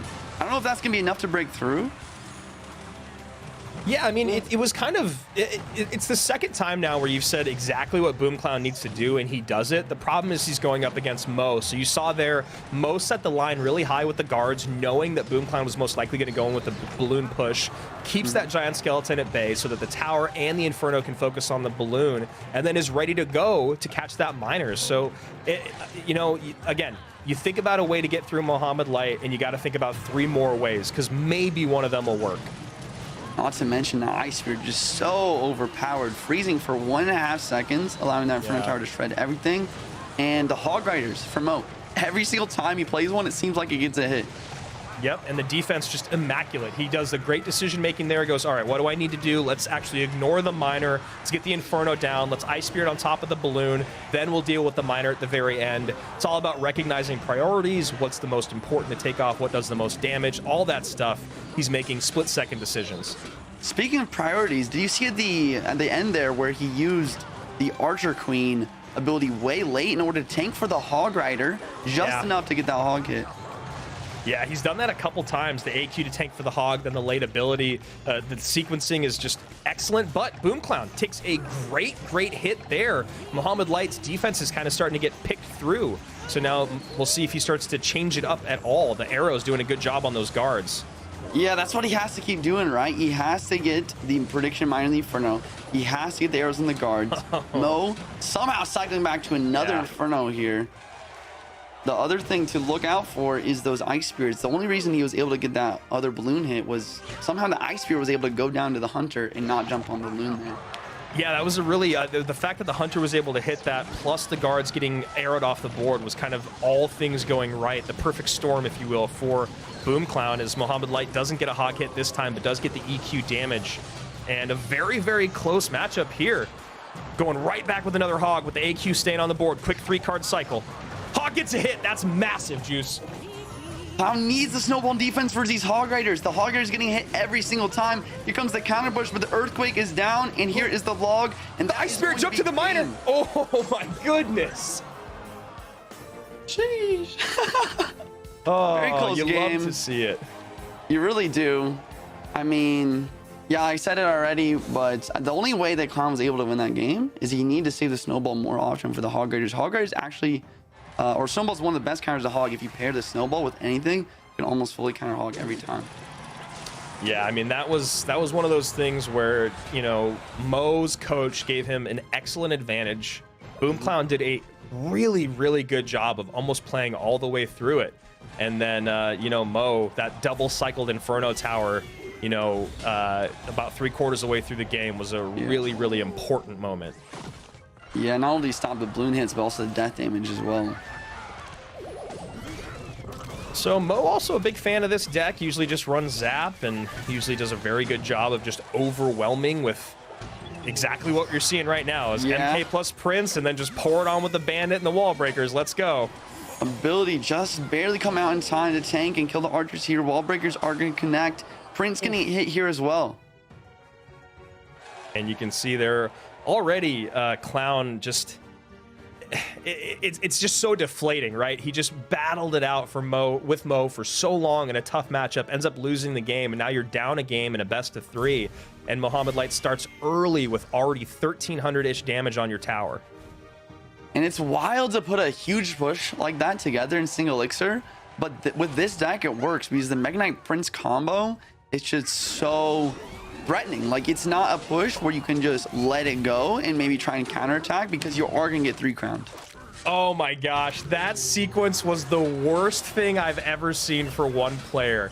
The MK comes down late, it distracts the Mother Witch, then jumps across the bridge to kill the Mother Witch, then jumps away from the Fisherman on the egg so the Fisherman doesn't pull, then Mo's Miner distracts the Fish Boy, and now we're left with 687 HP. That was the worst sequence I've ever seen for one player. Not to mention the Monk pushing the Mega Knight away at the perfect time, so the E-Spirit did not hit the Phoenix, and the Phoenix got value killing the Fisherman. Oh, we gotta watch that again on replay, just please. Boom Clown needs a divine intervention at this point. As Rich would say, he needs Mohamed Light's phone to break. 687, 3052, working down the left-hand lane. Technically damage on the right-hand side for Boom Clown, but not a lot. Miner here taking out the Mother Witch. Fisherman pulling in the Mega Knight. Another Mother Witch on the board here trying to spawn some piggies. Arrows cleaning everything up though, and now the Prince Archers pretty healthy. Prince gonna take the Mother Witch out. This Camber's looking grueling. Clown does not have the Barbarian Barrel and Cycle, and these Wall Breakers are gonna connect. I mean, Mo just basically dropped everything at the bridge, and then Clown would spend an arm and a leg to defend, and then after all of it, Mo would then send in Wall Breakers, time and time again. There was just never enough in the tank, no way to defend, and that's just one of those things that kind of puts into perspective how impressive and also why we got the reaction out of Pandora that we did, right? Boom Clown has been dominant throughout this entire competition, and he just got put on blast by Mohamed Light. Yeah, we've seen him do so many good things, but going against the world champ, that's a whole nother level of caliber. It's really tough to pick Boom Clown in a matchup like that. Now we're heading into the final bracket. We got Mohamed Light coming up, gonna face against Pandora. He has to beat him twice though in order to. But Juicy, you got to remember, Pandora secured golden ticket to World Finals. Mohamed Light already has one, and Pandora with the loss there, just sitting back going, please, please, Mohamed Light, do what you do best. A quick 2-0. Pandora going back to World Finals. 2 repeat customers already. The champion, and of course Pandora, who is looking to become a champion.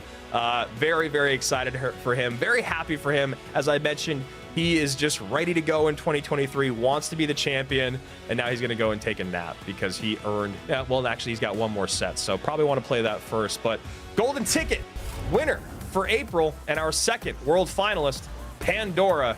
And, you know, we're going to take a look here at some of the highlights from Mo Boom Clown.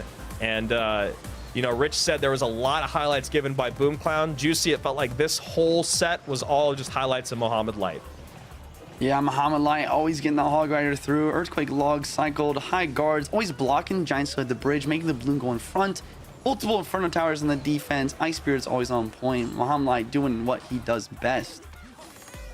Mohamed Light securing a minimum of $10,000 more to make it already 26 on the year. But of course, that's only if he loses to Pandora. He's still got a life to give.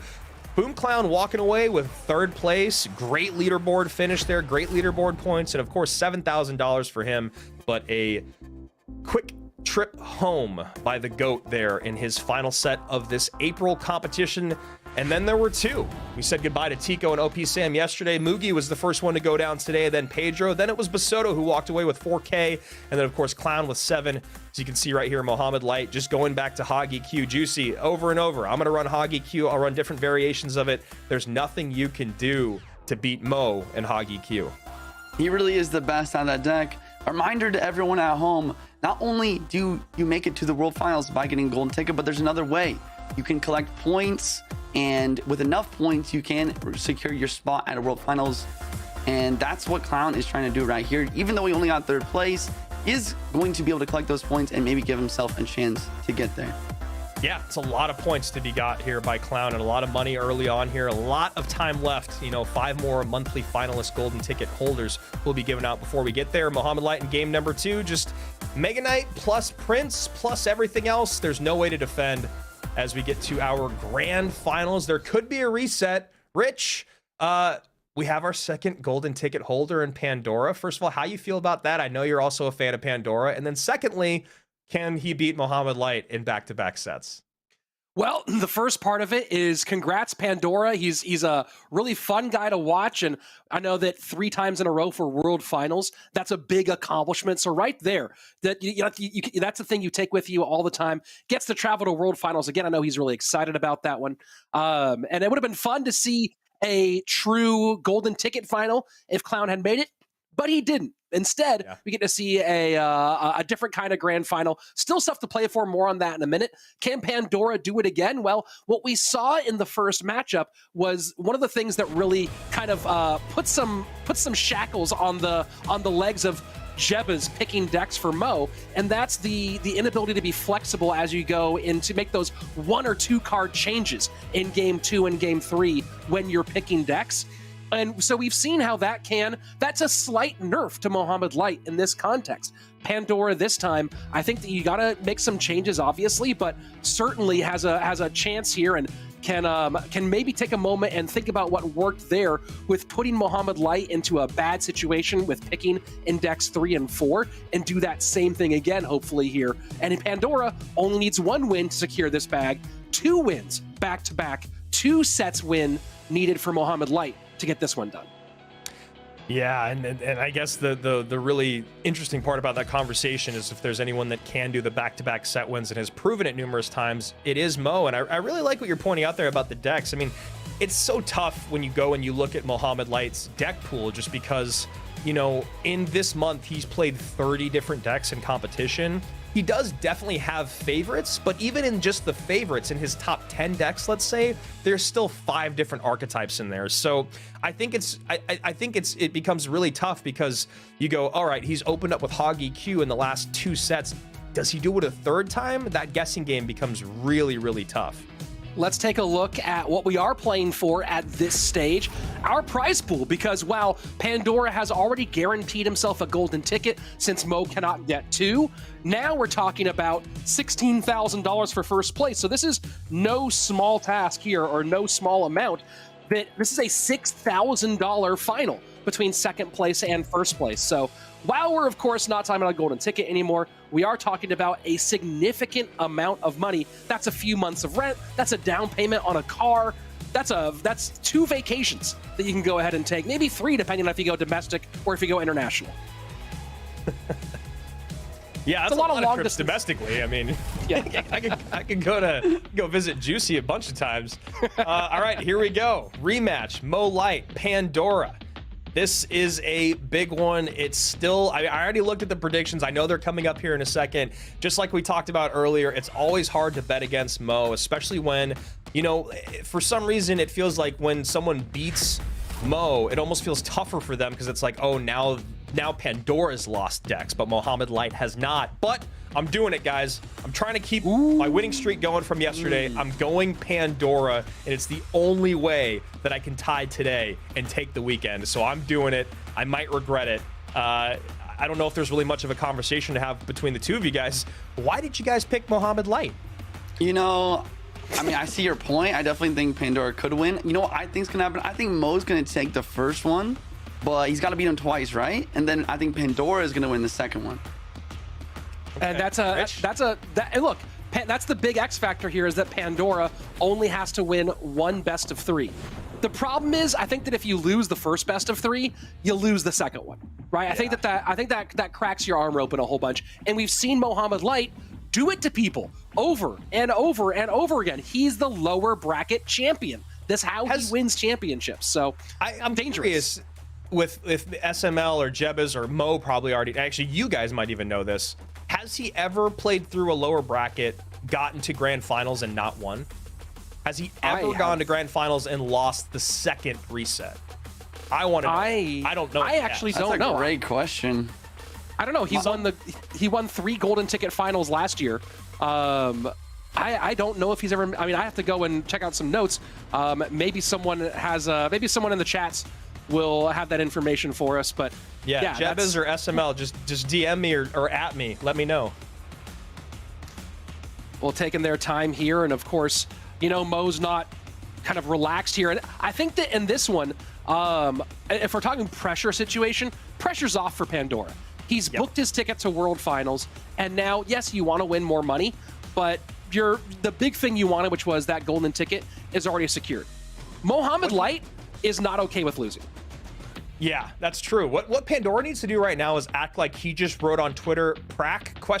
and then Mo DM'd him and was like, "Yeah, I got time. Let's do one." That's what Pandora needs to think about right now. Play your game. It's just practice. You're both going to Worlds. You both got a bag of cash. Play your best Clash Royale and get in practice against the best in the world. That's what I'm saying if I'm his coach or if I'm his friend. Yeah, I mean, I kind of agree with what Rich said about, like, Pandora has already had his celebration moment, right? At this point, maybe the adrenaline's down, maybe the vibes are a bit lower, maybe, you know, he doesn't really care if he wins or lose. But it's Mo, you know, he wants to secure that win. Like, that's what he's doing. That's what he always does. He wants the W. Yeah, I mean, talk about building that GOAT resume, Rich. I mean, if Mo walks away with being, yeah, you know, I won 6 monthly finals in 2023. You know, something crazy like that. It becomes like not only does it become a world champion conversation, like a rings conversation, but the monthly finals hold a lot of weight as well. Yeah, they most certainly do. And as we prepare for this final one, what do you guys think in the chat? Is it Pandora? Will he go ahead and get this extra $6,000, or has he already had the adrenaline dump, as Juicy says? And we're talking about Mohamed Light as the winner. And of course, this is a replay from their earlier matchup. Just some of those moments here. And again, we're seeing some of the challenge here of the in-game duels, some inability to be flexible as time goes on, and we're also seeing some really great gameplay overall from Pandora. And then of course we see the recovery here. I know one person who is sitting there going through everything, every single spreadsheet he has, and that's Jebas, because he wants his piece of that extra 6K. And as you can see, Pandora already celebrating because he knows that's celebration time. Juicy, here we go, and it's Miner from Pandora. Miner's solid, gonna get picked up by a Golden Knight. After seeing the Golden Knights, really 2 options, right? You got the Drill, maybe got an E-Giant. Pandora with the Prince and the Miner. 100% going to be the Mega Knight deck that we've seen a lot of. And after seeing that Cannon from Mo, definitely gonna be E-Giant. It's interesting that we haven't seen that Mega Knight Wallbreakers Prince deck as much this weekend. You know, it was so dominant last year. If you're watching the Queso Cup Teams Edition this last month in between our monthly finals, it's been played to an insane rate. We haven't seen it as much this weekend. Any thoughts on why? Yeah, you know, that's a great question. I think that it might be because generally it's a solid deck to have, but against the best of the best, it's very difficult to break through. Really solid defense will always beat this Mega Knight deck just because it is impossible. It's basically reliance on breaking through with like a crazy pressure E-Giant Prince push. So here we go, Electro Giant plus Bomber. Easy does it against the Inferno Dragon. Mega Knight cleans up the Bomber, and Electro Giant should get DPS without doing any damage to that tower, and that's the case. Huge mistake from Mo here. He played his cannon down 1 tile too far, and that made it so it wasn't able to snipe out this Prince, and that's going to be a huge connection for Pandora on the right with the Prince and the wall breakers. A lot of people in the chat, of course, super excited to see any weakness out of Mohamed Light. You know, I think the chat comes down to two things in comments in Clash Royale competitive these days. It's either where's Mo or Mo wins too much. Those are the two primary comments. So curious to see which camp wins out here. Another mistake for Mo, playing the bomber. One tile too high, allowing the archers to take it out, making this counter a lot less strong. All of this being said, it's still possible for Mo to come back in a matchup like this. All he needs is one good E-Giant push.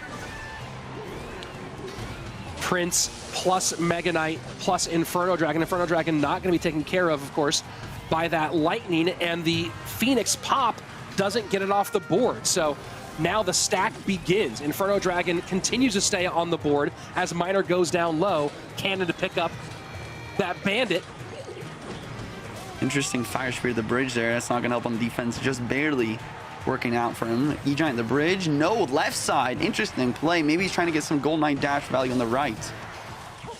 Let's see that tile difference. You talk about that tile difference earlier today, Juicy, and you see right there, not able to pull the trigger and get the E-Giant or get the Golden Knight on tower. Cannon trying to pull double duty up high. King Tower activation finally for Mohamed Light.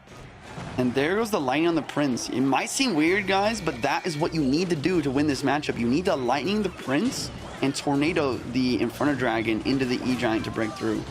And look at Mohamed Light choosing to just tank the MK damage on the left for a long time, defend the weak side tower, and use that HP as a resource. Can that pay off here? Will it be enough, or does Pandora take game one?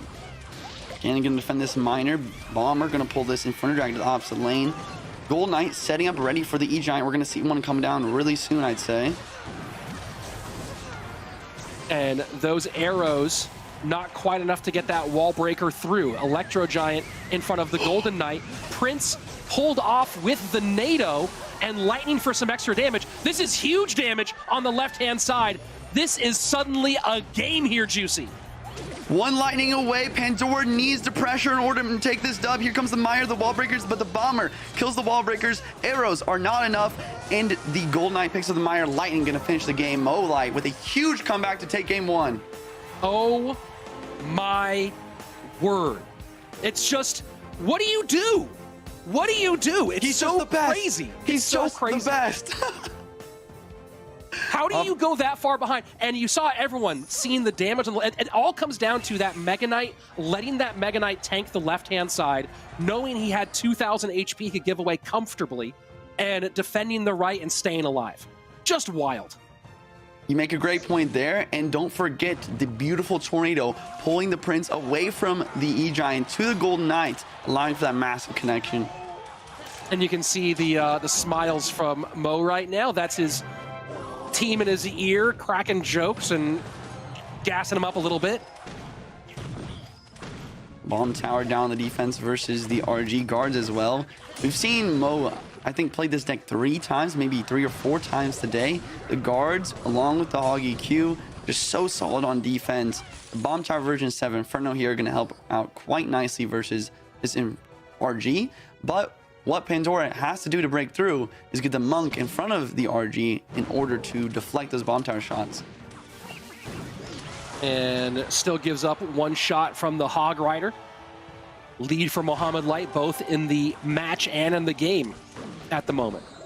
A little bit late on the E-Spirit there. Maybe if you get the E-Spirit down a little bit quicker, you can stun the Hog at the right moment to allow for that next Hunter shot. And notice the timing on the Archer Queen to avoid the first shot from that Princess Tower on the right-hand side. Very nice. Now there's a Monk counter pushing. Giant Skelly variation here going to help out quite nicely on the defense. Guards helping out as well. Phoenix doing a great job of just kind of cleaning everything up while that Monk ability tanks though. This is, Juicy, a slightly thicker version of Hog Cycle, right? You have the 6 elixir for the Giant Skeleton, you have the 5 elixir for the Archer Queen, plus popping the ability as well. This still has the ability to out-cycle against Pandora, but not as much as other variants might. Absolutely. On the other hand, the guards are very good with the DPS on the RG. In order to break through them, Pandora's going to have to hit a pre-log plus pre-E-Spirit to take the shields off and kill the guards completely in order to break through the RG. Defensively, does this being a little bit slower make that a little bit more palatable for Pandora, or is it still the same problem where you're trying to just hope that your fisherman doesn't get distracted at the wrong time, like this one right here? You know, that's a great question. I do think that a quicker cycle would be more beneficial for Mo, just because you're able to cycle back to the bomb towers on the defense a little bit quicker and also cycle the hogs on the offense. With a slower cycle, you can see that Pandora is able to kind of out-cycle himself here with the double RGs. And you see the bomb tower and the ice spirit nearly getting disrupted by that bar barrel. Still, the lead does switch to Pandora, 24-16 to 23-03. Monk on the defense once again. Pandora is most likely going to get another RG. Mo knows that, and he's like, okay, I need to pressure the opposite lane to make sure that doesn't happen right now. Really good Giant Skelly Hog. Phoenix, Bar Barrel, Fisherman doing a great job of cleaning everything up, though. And now a pretty significant counter push. Healthy Phoenix plus Barbarian left-hand lane. Monk will get in front and start reflecting on that right-hand lane. Pick up here with the bomb tower on the right-hand side. Monk reflection. Is that enough to get the damage in? No, the lead's still going for Pandora. And look at the Phoenix on that left-hand tower. The Phoenix was the real threat there. I think Muhammad Light needed to use the log on the left to kill the Phoenix egg. It was that close to the tower. That means a huge Phoenix connection. Guards didn't pick up either. And we're heading into triple elixir. Pandora with a massive counter push, though. Giant skeleton to control in the middle. Monk does go into reflection. Pretty huge tanking. And there you see that log, that Barbarian Barrel, E-Spirit combination that Juicy talked about earlier, getting those guards off the board. RG trying to get a shot off here, and it does connect. 880 left, and now we're in triple. 2 Phoenix eggs on the board. Bomb tower on the defense. Log does kill them both. RG is going to get cleaned up pretty well. Nice defense from Mo. He needs to have a nice counter push, though, as well. There's only 30 seconds left, and Pandora is stifling this counter push with his own Monk ability to counter the Archer Queen ability. Pandora in rhythm. Hogs just not able to do anything. And the fireball not quite getting the bomb tower off, not going to be a problem. Pandora has to defend one more Hog Rider at most, and let's see if Mo plays it. Nope, he chooses to just go ahead and reset and get ready for game number 3. Pandora having the tournament of his life this weekend. He's playing fantastically. Another game down from Mo. Mo's like shaking it off right now. He needs this game 3 in order to force it to a next best of 3. And Pandora just one game away from the $16,000 grand prize for this monthly finals. So what does Pandora have in the tank here for game number 3? Last time that he played, I was gonna say last time that he played this combination, he went E-Giant game 3, not gonna be E-Giant here. Taking a page out of Mo's book with the Hog. Mo with the Firecracker and the Monk gonna be taking a page out of Pandora's book with the RG. An aggressive early push here from Muhammad Light. It's aggressive, but it's good aggression. But the Monk is played a little bit too late. It's gonna die before the ability gets full effect. And what a play from Pandora, using the bomb tower to push the RG back, but also somehow getting the bomb tower to lock onto the RG instead of the Monk to prevent that reflection.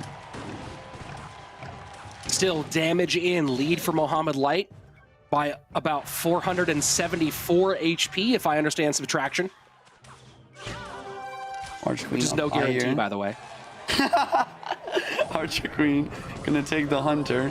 And a nice log here to keep the Archer Queen full health. E-Spirit here. Ability is gonna pop, but it's too late. Mo, really nice micro there. You know, taking out that Queen, preventing the ability from getting much value at all. Monk cycling right as we pass the midway point of our opening 3, 22-02 to 26-18. Lead holding strong for the world champ, and adding to it a little bit of Firecracker chip. And does he get the Monk ability down? Yes, he does. Bomb Tower's getting reflected. RG is being tanked for. That is a very healthy RG on the board. Log's not going to help out much either. Not to mention the Firecracker. Wow. Chipping away the tower as well. That tower's all the way down to 263. Firecracker's a serious problem here, and, you know, great pick from Mo and his team here in game number 3, recognizing that the ability to get to that Firecracker you know, you're talking about what's already out, because Fireball out, Arrows out, and now you're going, well, how do you kill a Firecracker in the back? And the answer is, you hope you EQ log, but you can't do that early. Can't do it that early because it costs 5 elixir, not to mention a nice Munga Willy from Mo, preventing the log from coming through. Trying to deflect that log to keep the Firecracker alive. Good patience by Pandora, but the Firecracker already got its value. And the other thing about the Firecracker, look at that. Once one dies, there's another one going to drop very quickly. Yeah, just really next level choices here at the end. Hunter and Fisherman will be sufficient to prevent any meaningful damage here. Mohamed Light throws a fireball, and we're going to reset this bracket. Play it back, folks. $6,000 best of 3 coming your way. Now the question is, can Pandora reset his mindset and win this game? Like you said, it's super difficult to lose and then somehow have the wherewithal to be able to win the next one. I don't know. What do you think? Who do you got here on this next match, Rich? I already told you. Mohamed Light. Yeah. You don't lose the first of a bracket reset to Mohamed Light and then recover. It's just not how... Look, if you look at history, that's how you'll learn. And the history of this is Mohamed Light wins this one. It's a best of 3. It's a best of 3 in-game duels. You only have to win 2 games. Pandora certainly could win this one. I'd give him maybe a 20-25% chance of winning this, and it's very possible that he will. But man, you don't want to be playing. You don't want to be in this situation against Mohamed Light for $6,000. Yeah, 100%. Like we talked about, guys, Pandora did win that golden ticket already, so that is not a huge issue.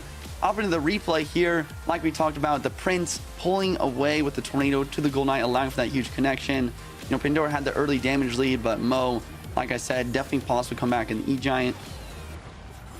Yeah, that game was absolutely bananas that Mo won game number 1. And then, of course, you see here, just no answer for the Firecracker. The Firecracker is just sitting back there, and it's one of those cards that, you know, you talk about very similar, the Flying Machine, where it can be, if you don't have the right cards for it, it can be so devastating.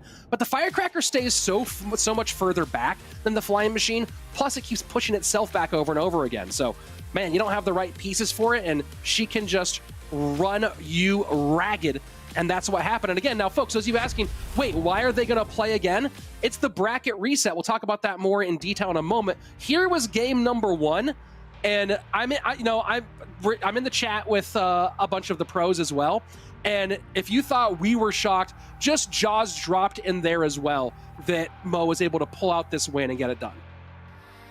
Yeah, he played fantastically. He doesn't have a great answer for the Prince, but he was able to survive until that later elixir stage where the E-Giant really shines in a matchup like this, and he was able to get some good lightning value, have some perfect tornadoes in order to break through with that Electro Giant. And then on to our second game here. Pandora just had this completely shut down. Very, very nicely played for him the entire way through, and it looked like Pandora might be on the upswing. But then we go into game number 3. And Juicy, this is the one that just locked it down for Mohamed Light. And interesting, RG Monk Fireball has been one of the go-tos throughout this weekend. The interesting piece here is the Firecracker getting put into the mix. Yeah, Firecracker, like we talked about, huge elixir needed to take it out. Earthquake plus log, not to mention the Monk having the ability to deflect the log to keep her alive. And, you know, we saw 2 Fog Earthquakes versus RG matchups in this set, and the RG won both times. That's a big one, and let's go ahead and bring, I believe we're bringing Andrew Guy back on screen. Andrew, let's just talk about game number 1, because it looked like it was GG well played, Mo in trouble, and then we just saw absolute brilliance to get back into it. What was happening with you behind the scenes? I honestly couldn't believe it. I mean, the first lightning on top of the Prince, you know, you heard Juice talk about it. It's like, that's the only thing that you can do. And I'm like, all right, it happened once, and wow, Mo got way more damage out of it than I think he should have. It was an extreme swing there. And then the second time, the wherewithal, and that's where you talk about the macro and the micro with Mohamed Light of going, not only it's like recognizing what's in cycle, how to play through it, and then also just going, okay, what's the highest DPS unit? How do I take it off of it? Is it going to be enough? What's he going to do? So he goes, yeah, let's pull the Prince away and distract it, because that's going to do more damage than the MK, and that'll give it just enough time and life to take out the tower. I mean, all of that happening in split-second timing is just...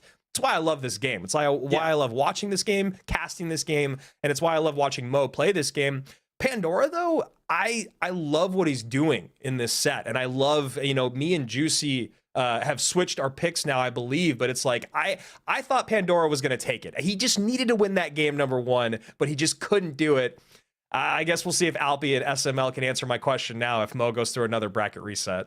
Well, let's go take a look at that bracket. And to remind those of you watching at home, this is a double elimination tournament, which means you have to lose twice to be out. And with Pandora having gone through the entire upper bracket, you see the win over Pedro, win over Samuel, the earlier win over Mo, Pandora still has his life to give. So Mohamed Light has to go ahead and beat him again in order to go ahead and take the April monthly championship. So a lot of moving parts here. Pandora has a golden ticket because Mo already has one, but we are playing a grand final reset because Pandora had not lost twice yet, had only lost once in our double elimination competition. And so now here we go. The final best of 3 for $6,000. And Andrew, you said you're switching your pick here. Yeah, I mean, I don't think you can beat Mo in a bracket reset, and I want Pandora to prove me wrong. I want to at least have one moment in history where I can reference, well, actually, that one time in April 2023, Mohamed Light did lose a bracket reset, but it just seems too tough. I mean, I think the other thing about this is, like, Jebez and Mo know that the ball's in their court. They know that all the momentum is in their favor, and also with Mo's deck pool, I want to see him do something weird in one of these games. I don't know if it's in game 1 or game 2, but I want to see him play something that we haven't seen him play yet. Whether that's lava, whether that's, even if it's just going back to something like drill we have, or you know what, maybe the Piggy's mirror deck. I want to see him do something just a little bit different than what we've seen, but also he could just keep going hog EQ and E-Giant and he'll still win. Well, that raises an important question. Juicy, I'll take this one to you. Specifically, Andrew brings up lava, and Pandora has been pretty solid with lava throughout this competition. We haven't seen him run it yet today, though. So that's the big question now. Is it time for Pandora to go ahead and pull out Lava Hound here, maybe even get it out early? That's a solid question. I think the main reason we haven't seen a whole lot of it is not only because of how strong the Phoenix is, but also because of the Mega Minion buff. There's so many different cards in the game nowadays that defend against lava and air-based decks almost single-handedly.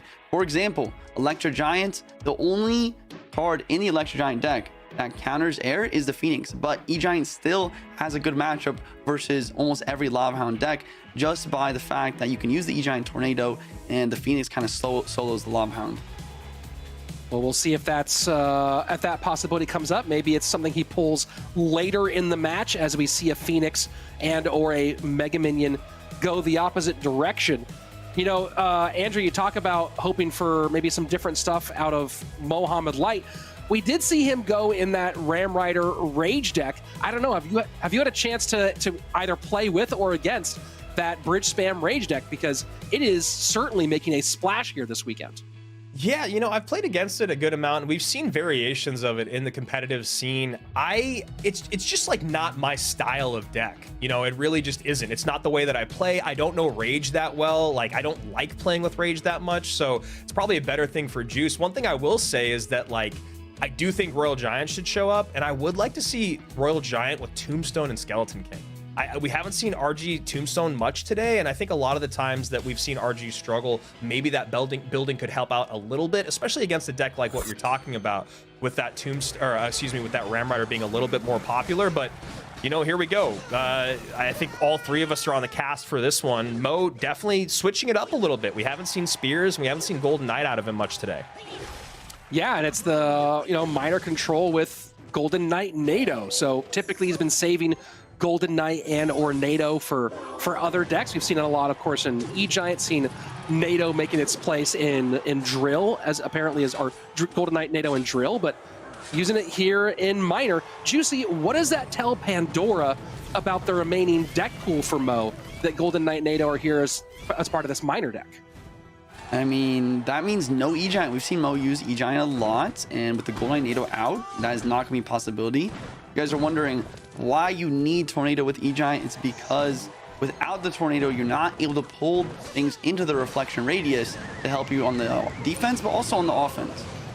Wow, that was just a really nice NATO combo there in timing with the Prince, or excuse me, the Golden Knight to make sure that Hog Musketeer combo didn't get too much damage. I think here for this, and Juice, maybe you could feel this, is just like Mo already recognized. I even saw his eyebrows pop up a little bit when the Goblins came out to defend the Miner. It's all going to have to be Mighty Miner to pick up those Miners throughout, especially later on, because you feel like Mo's just going to Miner poison everything else that gets dropped. Yeah, that's a great point. Minor Poison gets a lot of value, but at the same time, Goblin's one of the best prong to use versus with the Golden Knight. For example, we'll see a lot of Miners counter pushing with the Golden Knight with a Miner in the front of the tower. If the Goblins drop on the Miner, then the Tornado Golden Knight will always connect the tower. So we're going to have to innovate a little bit defensively as Pandora. Easily cleaned up here, though, for Pandora, and we're going into sudden death overtime. Lead for Mohammed Light, dual lane pressure early on, and just a nice little NATO back into the middle. And you know, you have NATO, Bomb Tower, Ice Spirit. Is that sufficient for Mo to continue these pretty clean defenses, Juicy, given the cycle? Absolutely. Hog Rider gets countered almost by the best Hog Rider counter in the game is the Tornado. Having a building alongside that should mean 0 Hog connections. Pandora is going to have to rely on Earthquake almost as his main win condition in order just to continually cycle those and spell cycle the tower down. And trying to find a way to break on through here. There you go, Andrew. I was going to say, it's so tough, and Pandora trying to beat out the cycle here, but there's so many good responses to get on top. You know, like Juicy said, the Earthquake is going to be one of the best damage dealers, and there might be a good moment for a Hog plus Goblin since, you know, Mo doesn't have Log, but Mo has so many other good ways to control that push. But the thing is, the Goblins don't have much of a place in this matchup other than maybe doing something like that. Spears high for more pressure. Minute 17, now 16 remaining in this game number 1 of our bracket reset. And just so many different ways. Now you're just seeing pull Nate. Now that King Tower's activated, pull it to the middle with NATO. Ice Spirit for some safety. And this looks like it might be a calibration needed for Pandora, as this one seems like it's slipping away from him with just 50 seconds left to go. I don't know how to play through this, honestly. And then you see there Mo doing a great job. The second that Mighty Miner's out of cycle, he goes Miner, poison to the tower, because at worst, it's going to get good tower damage and miss something like a Musketeer like we just saw. At best, it's going to get on top of Goblins, a Muskie, what have you. Hog trying to sneak on through. We'll get a couple of shots here, or at least just a little touch of being there. Just stare at the tower, yeah. Ice Spirit is just that guy. Absolutely freezing up that Hog Rider and preventing any sort of hits. And that's a great way to put it. All right, so you talked about RG before, Andrew, on side of Mohammed Light. Log is out, and Mighty Miner is out. So it does seem like RG certainly an opening. With NATO out, do we see Pandora go in a Miner direction? I was gonna say, but then Mo just goes Hog EQ and like just does what he does. So I really don't know. I don't know. Juicy, do you have any ideas here of what Pandora or Mo? And there it is. I mean, at least I got that right. Dude, I was literally gonna say I bet Pandora runs RG with Tombstone, and I bet Mo runs Hog EQ, and I only got half of that out. That's already GG. Yeah. I mean, you're right. I think the RG Tombstone is decent versus Hog EQ because you have the building. The Tombstone able to play high and prevent anti-earthquake placements, whereas the Fisherman also a great counter to the Hog Rider. But with the start here, it's really difficult for Pandora to come back already, especially with this Mighty Miner as one of the best counters to the Royal Giant. Oof. Yeah, put that on the wall and frame it. Oof. Quote from. Essentially, I'll claim that for all of us, Andrew, because I think that's what everyone's feeling right now. I mean, dude, it's already over. I mean, literally, if I'm able to call that Mo's going to go Hog EQ, And I know that Pandora's going to go RG, and we haven't seen RG Tombstone. It feels like there was the ball drop somewhere. If I'm able to figure all that out and I get roasted for picking, you know, wrong win conditions all the time, I'll own it. It feels like there's a problem that happened. And this one pretty well sewn up here. Pandora not going to throw in the towel quite yet. Going to try to fight his way through this one, but looking dire early. And Mo just goes immediate mortar high, and Pandora's going to eat it and try to break through. And it really is tough to watch because, like I said, it's not a bad matchup for Pandora. He's got the Tombstone, he's got the Fisherman, he even has the Zappies for the Mighty Miner. It's just really tough because of the start he had, and also Mo just continually applying that pressure with the early elixir advantage and keep stacking on troops. Not to mention that Fisherman not pulling that hog guard in the left at the beginning. He got distracted by the Mighty Miner earlier. So victory lap time as Mo sets up the mortar, and this is just such a strange way to end, right? Because Mohamed Light, back-to-back monthly champion, now joining his longtime friend and rival Lucas and being the only two back-to-back. Oh, I can't wait for that on Twitter. I'm sure Lucas is going to be thrilled about Mo getting back-to-backs. That's the only thing he's ever hoped for, honestly, I believe. So now Mo is a back-to-back monthly final champion, but Pandora is guaranteed and will be at World Finals. So you have a whole lot going on here, kind of a wild ending to it. But again, the people, no matter how many times I see it, I can't be more surprised. People say Mo is overrated. Mo is just lucky. Mo is it's not real. Yeah, Michael Jordan got lucky. Yeah, look at it one more time. Yeah. Oh my gosh, Tiger Woods. It was the clubs, not the player. Yeah. Michael Phelps can just hold his breath better than other swimmers, I think, is what it is. It's just a different level. I mean, we talked about Ruben, we talked about Surgical, we talked about Morton. It has now been so clear for years that even when he lost in 2021, it is so clear who the best to ever play this game is, and it's just always going to be Mohamed Light. And you know, you always talk about the coaches, and you talk about, you know, Phil and Michael. Let's talk about Jebas and Mo. You got to give credit where credit's due. You love the Inferno Tower call earlier on. You love that here in this final game we finally see RG Skeleton King Tombstone.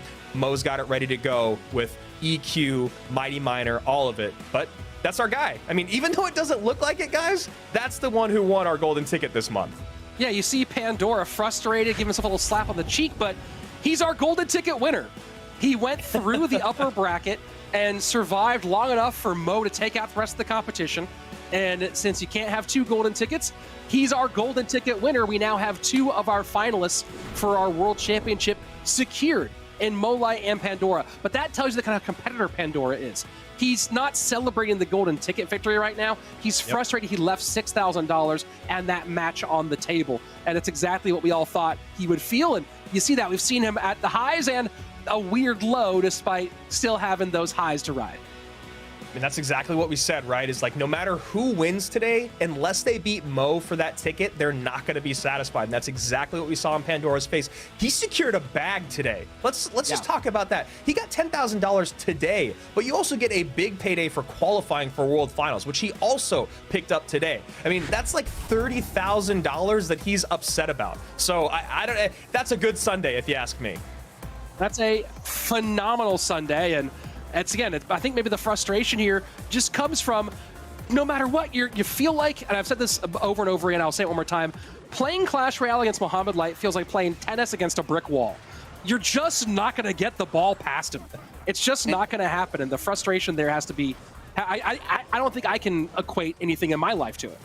And Juicy, go ahead. Sorry, one second. I was just going to say, it really is unprecedented, right? Like, before Mo, there's never been someone this consistent. I mean, there was Surgical Goblin. He was considered the best in the world for a long time, but he was never as dominant as Mo. Yeah, that's what I was just going to say to you, Juice, was like, you've been there. You've been the best at a certain point. You've played at the highest level. You've won those big bags of cash. And just from, I mean, we've already done this numerous times, but he's still the winner. We still got to celebrate him. What is it? If there's one thing, if you could only pick one thing about Mohamed Light that is the greatest of Clash Royale, what is that one thing? I guess, I mean, it's a really difficult question, but if there's one word, I gotta pick precision. It seems like everything is so precise. The placements, the deck picks, you know, the swap of the cards, maybe Inferno Tower instead of a Bomb Tower, you know, just the gameplay, like that's gotta be the word I have to pick. The precision all around for everything is just on the top. You know, Andrew, I want to answer your same question because this is a question we all think about all the time. I'm sure everyone else thinks about. For me, I think it comes down to decision making. Nobody's better at quickly processing information and making the right decision than Mohamed Light. And it comes back to that game one of the first part of our grand final, where he let that Mega Knight leap on the tower and do all that damage, and just he kept the right-hand tower alive, let the Mega Knight take 2k off of his left-hand tower. It's that kind of decision-making, the confidence in that decision-making that he has, that just sets him apart from so many players. Yeah, I mean, knowing that Lightning Prince interaction with E-Giant is like, it's not the biggest thing in the world. If you play E-Giant enough, you're going to run into that matchup. But then being able to do it when you're that far down, be able to take that game back is just incredible. And it's funny, Surge TS literally made a post just as I was asking that question to you guys. He posted the exact same question on Twitter. What is it, you know, that makes him the best to ever touch the game? Surge says he has a perfect balance in his mind of knowing when to be aggressive and when to manage his advantage. Guanic says confidence, and someone else says Jebas. So there's all these factors that come together. Sure. And it's funny because we all kind of just nod our head, right? Literally every answer that Juicy gave, that Rich gave, and even on this Twitter thread, they're all correct. Yeah, there isn't a wrong answer for it, and there's just everyone else playing. At this point, phone companies, someone make a Mo Light phone and have him be your sponsor and sell it. I guarantee you'll sell some phones if you make a Mo Light phone. At least a Mo Light phone case. It's absolutely crazy. This guy needs the big sponsors, and let's go ahead and take a look at what he did today and why some of those big name sponsors should jump on in and pay the man, because at this point, it does feel like we're reaching into a different kind of air. You can't give him a shoe. And Andrew, go ahead. Let's see maybe you can find out what sponsorship he'd like in his life. Mohamed Light, it's good to talk to you again, man. It felt like it was impossible to get an interview with you for a lot of my career here on the desk, but now it's back-to-back monthly final champions. Lucas is going to hate me for this, Mo, but you finally got the back-to-back monthly championship belt. How does that make you feel? Well, I'm really happy right now. Like, I was thinking about this Lucas thing. I really wanted to get it so I can hop on him and stuff to have fun with him. But yeah, looks like we're gonna have a lot of interviews in the future. It's not a very good thing, but yeah, here I am. Hey, you know what, man? I'm happy to interview you as many times as you keep winning. You know, you came back this month, and it's another playing through that lower bracket. You obviously were sent down there a little bit later on today. Was there any moment throughout that lower bracket run, or when Pandora beat you, where you were like, all right, maybe this month I'll take second place? Or have you just found that lower bracket doesn't really mean anything different for you? Well, this time around, since I was in the lower bracket for like only one match, definitely the stress wasn't as high as before, since me losing in the first round in previous tournaments. I had like that stress all the time, so I only had it once this time, so I was able to like manage that well. And no, I most of the time I was confident in myself that I can bounce back, get in that final. It's my specialty, I guess, winning back-to-back sets in the final. So yeah, I was confident all the time. So talking about your confidence, that's one of the things that Guanic actually, there's a thread right now that Surge TS put up about what separates you from everyone else, and confidence is a big part of it. I got to ask, talking about confidence, that matchup against Pandora, you're playing E-Giant, you are getting worked the entire game, and you decide to go naked E-Giant at the bridge, opposite lane. When did that idea come into your mind? When did you recognize that it could work, or was it more of a desperation play? Talk me through that process a little bit, and maybe even what was going on in your ear, if there was anything from your coaching staff. Yeah, that E-Giant matchup, it's not as easy as it looks for Elixir Giant, especially in single Elixir. When you don't have a great cycle, you can take a lot of damage, but in double Elixir, you can definitely maneuver more with like E-Giants at the bridge. In that matchup, you don't E-Giant in the back because they just Prince Mega Knight into it, and it's almost impossible to break through that. So him cycling his archers in the opposite lane, I felt like playing an E9 into that lane and playing a lightning on the prince, try to DPS it down. Maybe I would have gotten at least some damage, and then maybe like do a defense, repeat the same process, and get the win somehow. I had to like go for a desperation play as well. Yeah, I mean I love you breaking that down for me. That thought process that you're making in a split second is always so impressive. You know, Mo, you seem to just keep winning. You are going to World Finals once again. Talk to me just a little bit about your coaching with Jebez. I know that you guys are very vocal about working together. Obviously, you had some great changes today. You had that, you know, the Inferno coming in with one of your Hog EQ decks. You know, feel free to talk about Jebez and talk a little bit about Hog EQ and why you guys seem to be leaning towards it so much right now. Well, first of all, Hockey Q is one of my strongest archetypes, along with the Miner, for example. So we definitely like to, I guess, abuse playing it since I'm very good at it, and I guess I can bail out some matchups if I get a bad matchup.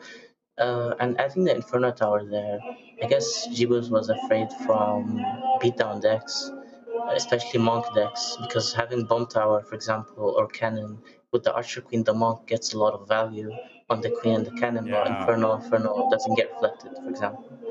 So yeah, Jibu's he works with Alan. Alan is like a secondary coach. He helps him with picking cards, missing cards and stuff. They're a really good partnership. I love them. They do really well every time. All right, well, Mohammed Light, great to hear that your team is setting you up to win, and great to see you coming through again. Congrats on another golden ticket, in quotes, but more so about securing another 16K. I'm sure we'll see you again next month, my man. Have a great rest of your day. Enjoy another big win.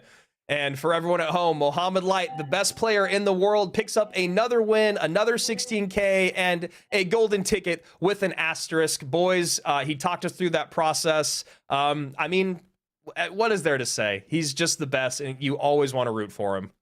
I would strongly suggest that all the rest of the pro players pool together like a little bit of money and send Mo on vacation next month, right? Like buy it, like get him a nice like rental on the beach somewhere, overlooking the Mediterranean Sea, and just get him away from the game for a moment if you can, because that seems to be the only way to stop him. Juice, any thoughts on listening to the best in the world?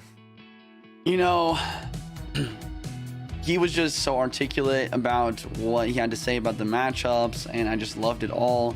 And the only last thing that I'll say is it's really hard to not like the guy. I mean, it's hard not to root for him as well. He's just, you know, he's very polite, he's very kind, and he's the best of the best. And it's just so fun to watch him every single time. And he's still grinding. Rich, look at our leaderboard points. Shocker, and who's on top? Yeah, I mean, and you're seeing some pretty nice movement over here in the leaderboard as Pandora jumps into second. Obviously, that second place not really impactful as he's already, of course, secured his golden ticket. Morton, on the back of his last month performance, still holding on to third place, which is essentially first in the leaderboard portion of it. That's massive. The big question here that I think is maybe going to be on everyone's minds is, can Clown do enough over the next 5 months of CRL to earn points to stay in that top 7? Because we've seen just how impactful a second or third place performance can be, and he's got some monsters chomping at his heels right now. You can already see Samuel, Hasiel, Pedro, and Sandbox up there. And I don't know if we have the second page of this leaderboard available. But if we do, we'll go and take a look at it. If not, then we'll continue along. And there we go. So look at that. OP Sam, Faust, Mini Minter, Ilion. And then right there, you look at that in 15th place. The 14th will probably be enough to go to World Finals. And you have a former world champion, Surgical Goblin, who has now made it to the group stage, to the round robin stage in back-to-back months. It feels juicy. Like it will just take one breakthrough to a monthly final for your former teammate to secure enough points to make it to Worlds. Absolutely. Consistency is going to be key. And, you know, Surgical, he's consistent. He's always playing ladder. He's still grinding. And it's definitely something that could happen. Would love to see two of the GOATs go head to head at the World Finals, Mo and Surge. That'd be crazy. Andrew, final thoughts on the day. It's been a good one. Yeah, I mean, it's been an absolute blast. We saw a lot of, you know, I'd say exciting moments and some surprising moments this weekend. I'm really happy for Pandora securing that golden ticket. But, you know, I'm always a person that loves to look ahead. And Mo Light's still just standing there on top of that mountain going, all right, bring it on. See if you can challenge me. Well, of course, you can challenge Mohamed Light yourself because every single month, Clash Royale League is completely open to everyone. Top 1,000 players who finish on our ranked system make it into the next stage. And of course, get that grind going because that ladder will close very, very soon. On behalf of everybody here at Clash Royale League, Andrew Guy, Juicy J Wall, the entire production squad, we thank you for joining us. You make this the really fun league that it is. We'll see you back here next month for our open final, or maybe you will win a golden ticket. Here comes the balloon and the Mega Man and the miner. Can he defend this? Loon trying to get its way through. Snowball to clear. Zappies do not go off the board. Can the Loon connect? Gets one. Arrows get in time. And take a look at that. Put that on his resume, folks. That's it. Pandora's gonna do it. Mo can't get another lightning down. There's the hogs coming in. NATO's in. Lightning. Where's the lightning? No lightning. And Mohamed Light, Pandora does it. Pandora does it. Takes down the world champ. You love to see it. And does he get the monk ability down? Yes, he does. Bomb Tower's getting reflected. RG is being tanked for. That is a very healthy RG on the board. Log's not going to help out much either. Not to mention the Firecracker. Wow. Taking away the tower as well. That tower's all the way down to 263. Playing Clash Royale against Mohamed Light feels like playing tennis against a brick wall. You're just not going to get the ball past him. Victory lap time as Mo sets up the mortar. And this is just such a strange way to end, right? Because Mohamed Light, back-to-back monthly champion,